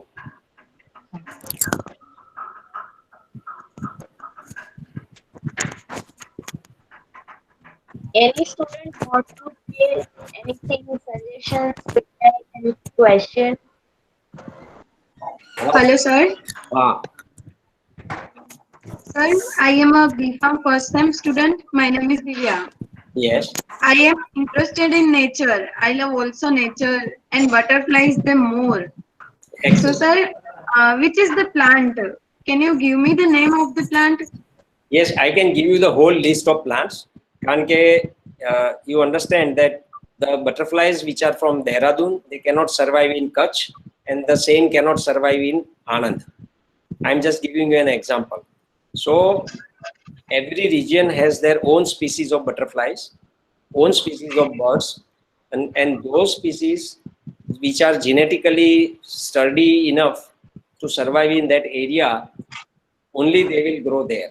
So if I bring in few butterflies from Dehradun and put them into Anand, they will not survive. The climate is not conducive for them, so they will not, there is no chance that they will survive. And you don't have to do anything કે ભાઈ તમારે શરૂઆતમાં ક્યાંથી આવશે. I was asked a question કે શરૂઆતમાં કે ભાઈ તમે આ પતંગિયા ક્યાંથી લાવશો, તો આપણે કશું કશેથી લાવવાના નથી. એ અહીંયા આગળ એને જોઈતું બંને વસ્તુ હોય, હોસ્ટ પ્લાન્ટ અને ફ્લાવરિંગ પ્લાન્ટ, તો they will come on their own. જે રીતે બર્ડ્સનું હોય છે કે અહીંયા મને દાણા મળે છે, અહીં પાણી મળે છે, અહીંયા મને રેસ્ટિંગ અને નેસ્ટિંગ પ્લેસ મળે છે, એવી જગ્યાએ બર્ડ્સ આવશે.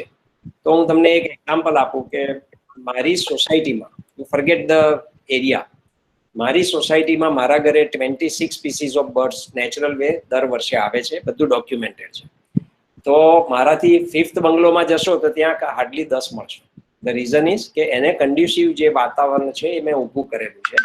અને જે તમને જેને પણ ઇન્ટરેસ્ટ હોય, I will share the list of host plants અને બટરફ્લાયના પોલિનેટર્સ કે flowering plants.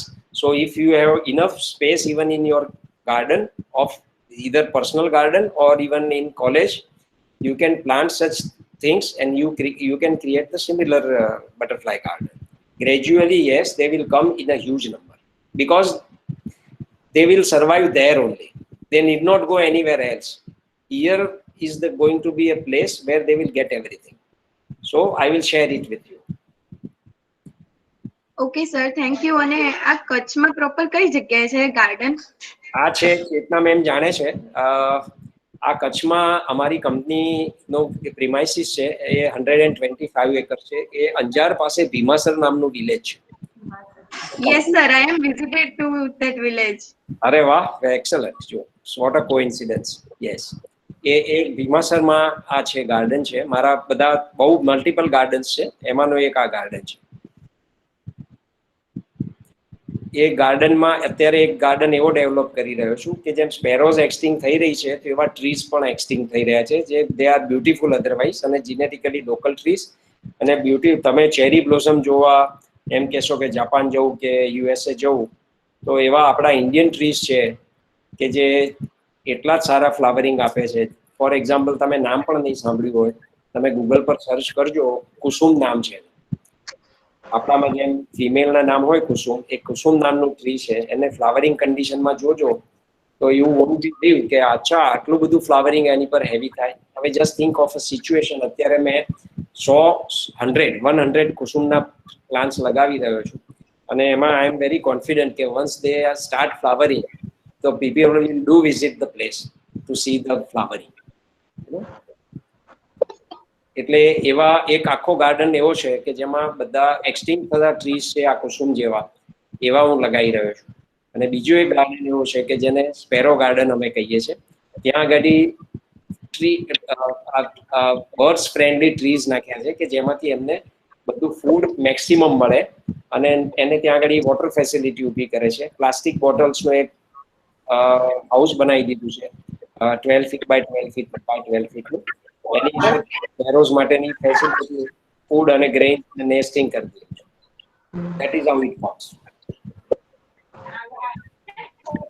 Okay sir, thank you.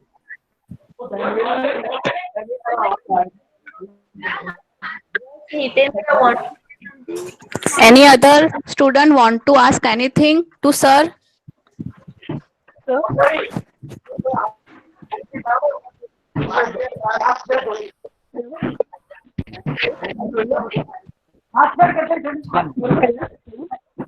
Voice is not clear.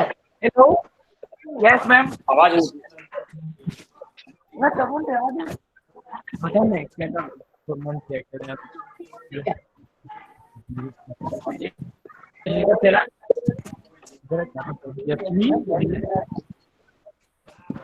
Sir, peacock સિવાય બીજા આપણે સ્પેરો સિવાય બીજા કેવા બર્ડ્સ છે જેને આપણે કન્ઝર્વ કરી શકીએ?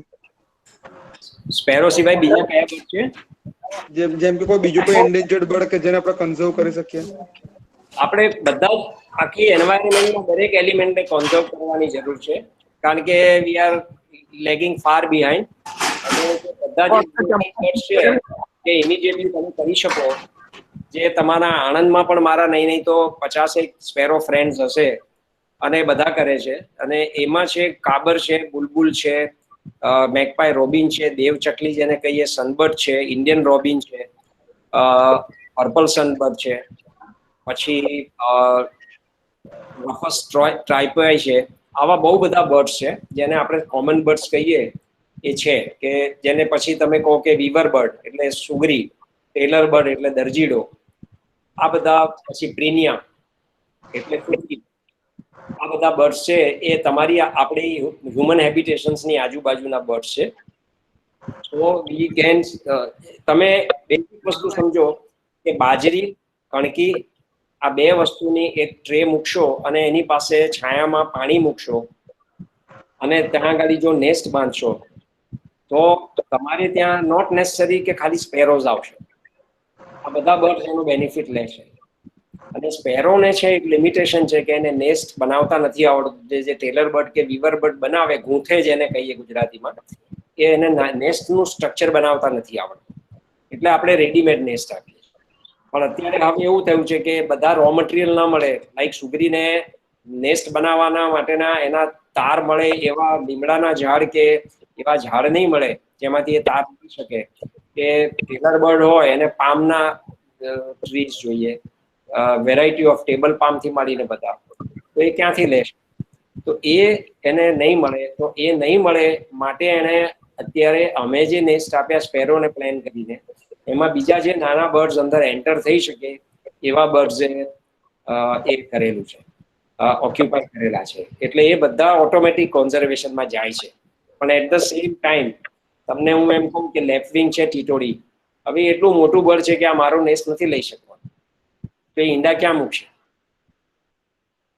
એટલે કોન્ઝર્વેશન એક શબ્દને જ ખાલી પકડશો ને તો એવરીથિંગ એક્સેપ્ટ ફોર હ્યુમન બીંગ્સ બધાના કોન્ઝર્વેશનની જરૂર છે.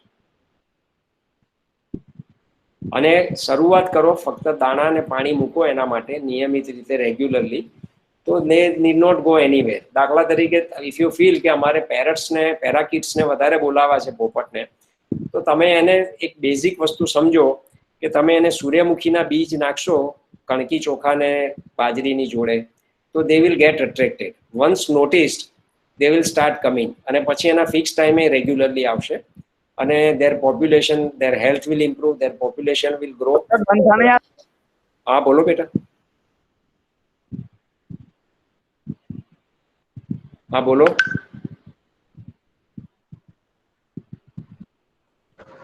Sir. Hello. Yes. And in my house, pigeons are daily visiting. I have kept water for them. So, what should be the dimension for pigeon nest? Come again, I am not able to listen to you. Dimension of the vessel? No.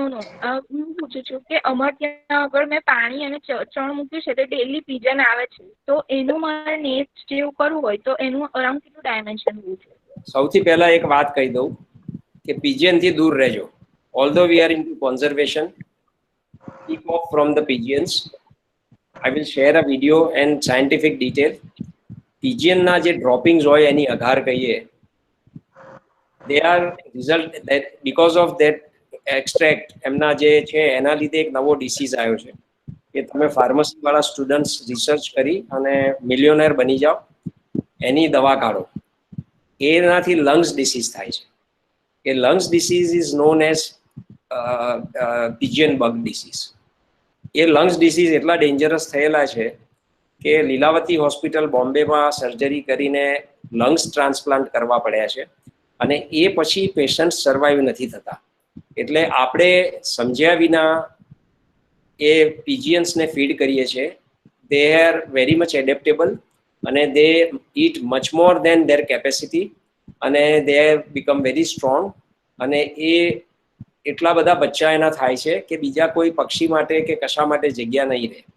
એ પણ ભૂલી જાઓ કે જગ્યા રહેશે કે નહીં. પણ જો તમે ડાયરેક્ટલી તમારા લંગ્સ થોડા વીક હશે અને એ તમે ઇન્હેલ કરશો એના એક્સ્ટ્રેક્ટમાંથી ગેસીસ, તો તમે લંગ્સ ડિસીઝ પકડશો.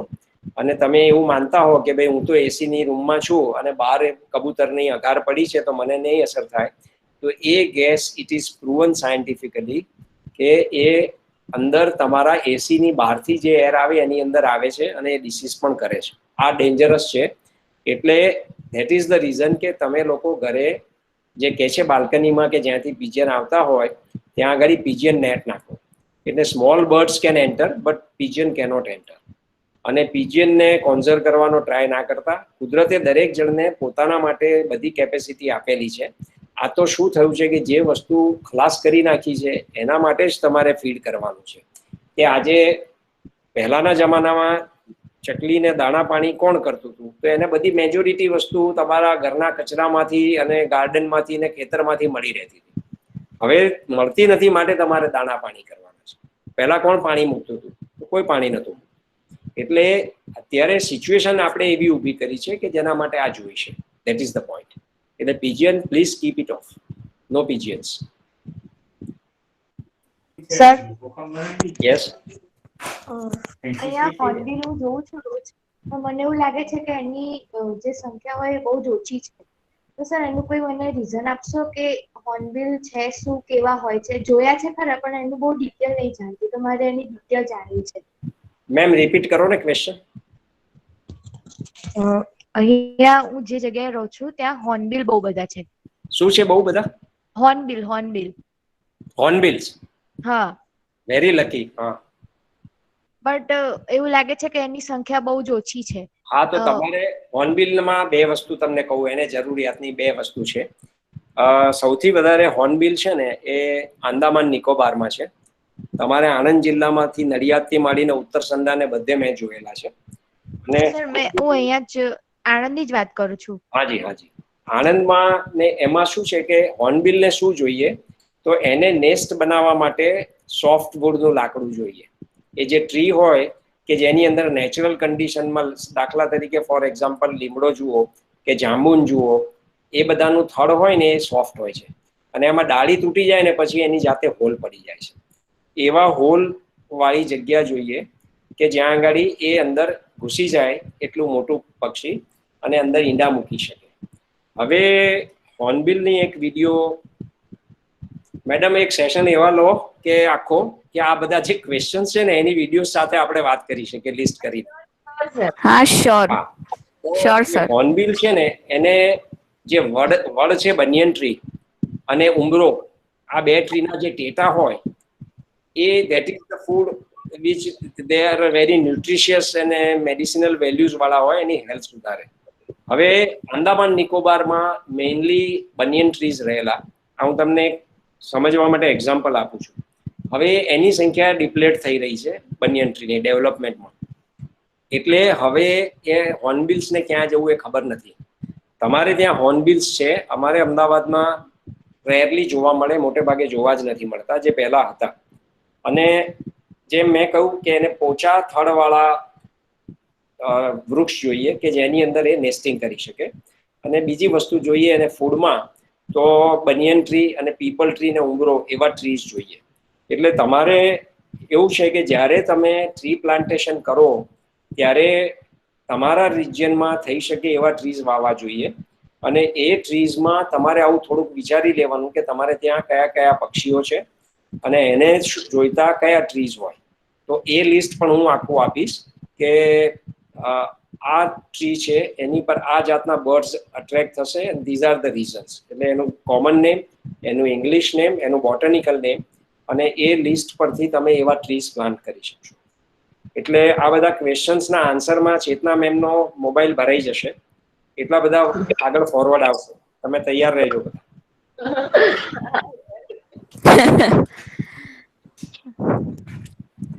So, બટ તમે સ્ટુડન્ટ પાસેથી આ બધી જે એમની જે ક્વેશ્ચન્સ ક્વેરીઝ છે કલેક્ટ કરીને we will come back to you sir.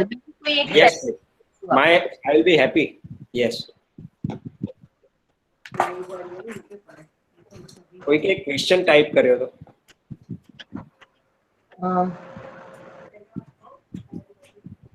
તમે જોઈ શકો છો સર ક્વેશ્ચન? એ હું જોઉં પહેલા નીકળી ગયો. yes, sir. Smith Patel. Smith Patel have asked that what can we do from Brahming, Starling and Jungle Babbler? What can We do for Brahming, Starling and Jungle Babbler. જંગલ બેબલર Babbler. હા. બેબલર છે એને આપણે ગુજરાતીમાં લેલો કહીએ અને ગામડાઓમાં દરેક જગ્યાએ જુદું જુદા જાતના નામ હોય છે. અને સ્ટાર્લિંગ જે છે, starling is a type of bird. સ્ટાર્લિંગમાં ઘણા બધી જાતના સ્ટાર્લિંગ્સ આવે. એટલે એક ફેમસ જે આવે છે માઇગ્રેટરી, જે કાબર આપણે મેના કહીએ, એ મેના જેવું દેખાય, સાઈઝ ને બધા, ખાલી એનો બોડીનો કલર જુદો દેખાય, કે નીચેથી વ્હાઇટિશ ગ્રે હોય અને ઉપર બ્લેક હોય. એટલે તમે કદાચ કેટલાક લોકો એવું કહે કે પેલી સફેદ ને કાળી કાબર આવે છે, that is known as rosy starling. તમે હવામાં એક થાઉઝન્ડ્સ ઓફ બર્ડ્સ એક સાથે ઘૂમતા જોઈને એવી વિડીયોઝ જોઈ હશે, અને ના જોયું હોય તો હું શેર કરીશ. That is the process is known as murmuration. અને એ જે સ્ટાર્લિંગ્સ હોય છે એ વિન્ટરના માઇગ્રેટરી બર્ડ્સ છે.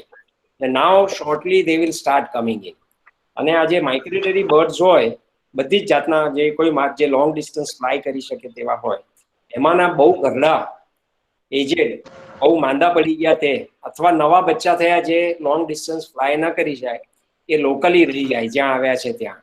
અને એ પછી એમાંથી જે અહીંયાની ક્લાઇમેટિક કન્ડિશન ટફ સર્વાઈવ કર્યા, અને દે બીકમ એડપ્ટેબલ, અને they remain here even with their new generation. એટલે એ સ્ટાર્લિંગ છે એ આપણે ત્યાં એવી રીતે આવેલા માઇગ્રેટરી બર્ડ્સ છે. એવી રીતે તમે બ્લેક કલરનું અને લાલ ચાંચવાળું મોટી સાઇઝનું ઈબીસ જોયું હશે. એ ઈબીસ કહે છે, અને ખેતરોમાં ને બધે જીવડા ખાતું જોયું હશે. અને એ પણ ઈબીસ પણ બેઝિકલી માઇગ્રેટરી બર્ડ છે. અને અહીંયા આગળ જે એની પોપ્યુલેશનનું સર્વાઈવલ થયું, એ લોકો આપણે ત્યાં રહેતા. ઓકે. આ બધા પક્ષી છે એ તમે સમજો કે હ્યુમન હેબિટેશનને સપોર્ટ કરે છે. એ બધા ખેતર હોય કે ગાર્ડન હોય કે તમારો કચરો હોય, એ બધા જીવડા ખાઈ જાય છે. અને એ લોકો જેવો એટેક આવે તો એ એટલો બધો એક સાથે જુદી પ્રકારનો અવાજ કરે છે, એગ્રેસિવ મોડ, કે મારા ઘરે સાપ આવે કે બિલાડી આવે તો અંદર ઘરમાં તરત ખબર પડી જાય કે કોઈક આવ્યું છે. કારણ કે એ વખતે એ બધા બર્ડ્સ એકબીજાને વોર્ન કરતા એક સાથે ઝાડની ઉપરથી નીચે કકળાટ કરી મૂકશે, જેથી બધાને ખબર પડી જાય અને દે વિલ સેવ ધેમસેલ્સ. એટલે બેબલરનું એક હ્યુમન્સ માટેનું એક સપોર્ટિવ કામ આ પણ છે. અને બીજા બેઝિકલી પ્રાઇમરીલી એના બધા સાથીદારોને બધા બીજા બર્ડ્સને એ વોર્ન કરે છે, પણ એનો બેનિફિટ હ્યુમન્સને પણ મળે છે. એવું તમે એક બીજું બર્ડ જોયું હશે, કોંગો કહીએ, અને ગુજરાતીમાં એને કાળો પોશી કહે છે. એટલે પાછળથી પૂંછડીમાં બે આમ બહાર નીકળતી હોય એવા શેપની લાંબી પૂંછડી હશે. That is known as drongo. અને એને ગામડામાં બહુ ઇન્ટરેસ્ટિંગ નામથી લોકો બોલાવે કે પોલીસ પટેલ કે. પોલીસ પટેલ એટલા માટે કે જ્યારે એ સાપને આવતો જુએ અને ઓસરીમાં ખેડૂત સૂતો હોય તો એ ખેડૂતને વોર્ન કેવી રીતે કરવો અને સાપને ભગાડવો કેવી રીતે, તો સાપ સાથે લડી શકવાની એની કેપેસિટી નથી.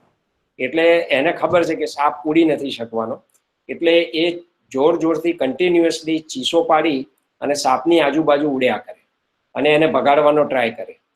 મેની અ ટાઈમ સાપ ભડકી જાય કે ભાઈ હવે મને શિકાર નહીં મળે, એટલે એ પછી પણ અમુક ફેરી સાપ એવું થાય કે ખેડૂતની પાસે જ્યાં સૂતો હોય નીચે જમીન પર એના ઘરમાં કે ખેતરમાં, ત્યારે ઘસઘસાટ ઊંઘતો હોય, ત્યારે પછી કશું ના રહે ત્યારે આ કાળો પોશી જઈ અને ખેડૂતને કપાળ પર કે માથામાં ચાંચ પ્રેક્ટિકલી ઇન્જર્ડ કરે ને એ લેવલની ચાંચ મારે. એટલે ગમે તેટલો ઊંઘતો હોય માણસ જાગી જાય અને એનો જીવ બચાવે છે.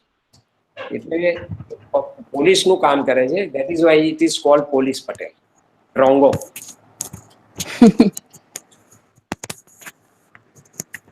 ખરેખર સર તમને બહુ વાસ્ટ નોલેજ છે આ બર્ડ.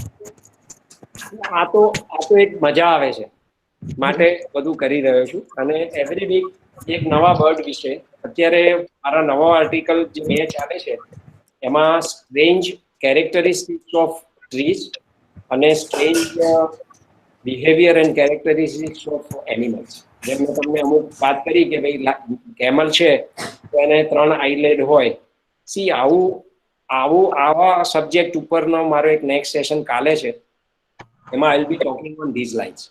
હવે બેઝિક આજે તમને ઓવરઓલ હવા, પાણી, ખોરાક ને બેઝિક પક્ષી સ્પેરોની અને પક્ષીઓની સમજ આપી. હવે નેક્સ્ટ ટોપિક કેન બી સમજ, એટલી બધી ક્યુરિયોસિટી થાય, એટલી બધી અમેઝિંગ એમની કેરેક્ટરિસ્ટિક્સ ને બિહેવિયર છે કે જેમ મેં તમને વાત કરી કે એન્ટ કીડી 50 ટાઈમ્સ પોતાના કરતા વેટ ઉંચકી શકે. અને કીડી વિશેનો એક આખો આર્ટિકલ છે. એટલે એવું હોય તો જે લોકોને ઇન્ટરેસ્ટ હોય એ લોકોનું ઇન્ટરેસ્ટેડ લોકોનું જો તમે એક ગ્રુપ બનાવો તો whenever I happen to write, so I can go on posting in that group. એટલે કીડી છે તો કીડીની, અરે ચકલી છે સ્પેરો, તો સ્પેરોની તમને 2 વાત કરું તો બર્ડ્સની એક વાત સમજો દરેક જણા કે બર્ડ્સ જે હોય છે ને એને હ્યુમન્સની જેમ પર્સ્પાયરેશન ગ્લેન્ડ ના હોય, પસીનો ના નીકળે. એટલે આટલું બધું આપણે હ્યુમન્સે ટેમ્પરેચર કરી નાખ્યું છે, તો હાઉ ડુ દે સર્વાઈવ? એ શરીરની અંદરની ગરમી બહાર કેવી રીતે કાઢે? તો there are ways. One is તમે કોઈ પણ જગ્યાએ ઉનાળામાં બપોરે બેઠેલું પક્ષી જોજો, એકલું બેઠું હોય આરામથી, ત્યારે એ એનું મોઢું ખોલ બંધ કરશે તો એ અંદરથી ગરમ હવા બહાર ફેંકે છે અને બહારની ફ્રેશ હવા અંદર લે છે. એટલે એના શરીરને બોડીનું ટેમ્પરેચર એ કંટ્રોલ કરે છે. બીજી વસ્તુ એ જ્યાં પાણી પીવા આવે છે એ પાણીમાં એ છબછબિયા પણ કરી લે છે. તે ટેક વોટર બાથ. એનાથી એના બોડીનું ટેમ્પરેચર, પર્ટિક્યુલરલી જે નીચેના ભાગમાં પીંછા નથી ત્યાંથી એનું બોડી કુલ ડાઉન થાય છે.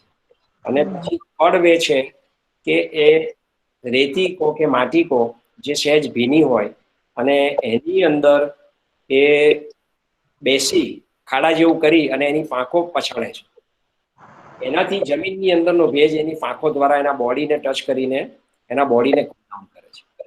અને એની સાથે એવું થાય છે કે બહુ જ ઝીણા જીવજંતુ એની પાંખોમાં ભરાયેલા હોય કુદરતમાં રખડતા, તો એ જે ઝીણા જંતુ જે ભરાયેલા છે એ ત્યાં એ જે ખંખેરાય એનાથી એ સાફ થઈ જાય છે, એની પાંખો ચોખ્ખી થઈ જાય છે.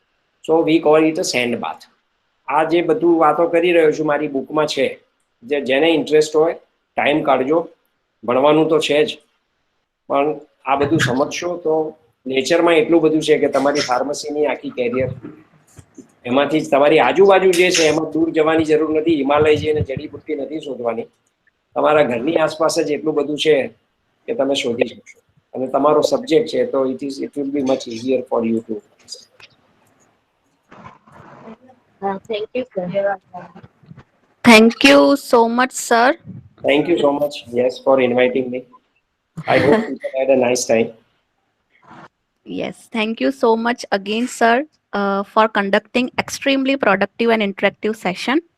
I would like to thank Professor Tejal Gandhi, convener of the webinar and principal of Anand Pharmacy College, for her support and constant guidance.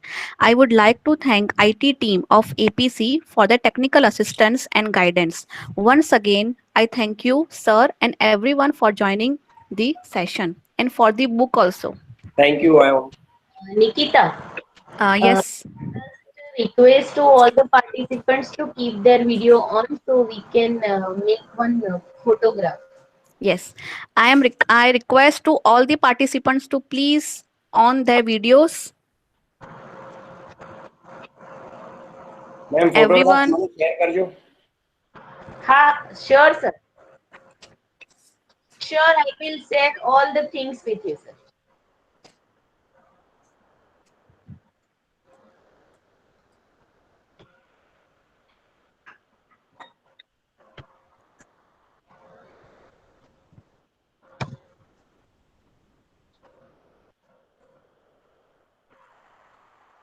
You young guys, future is yours. So save your future. Thank you, everyone. Thank you, everyone.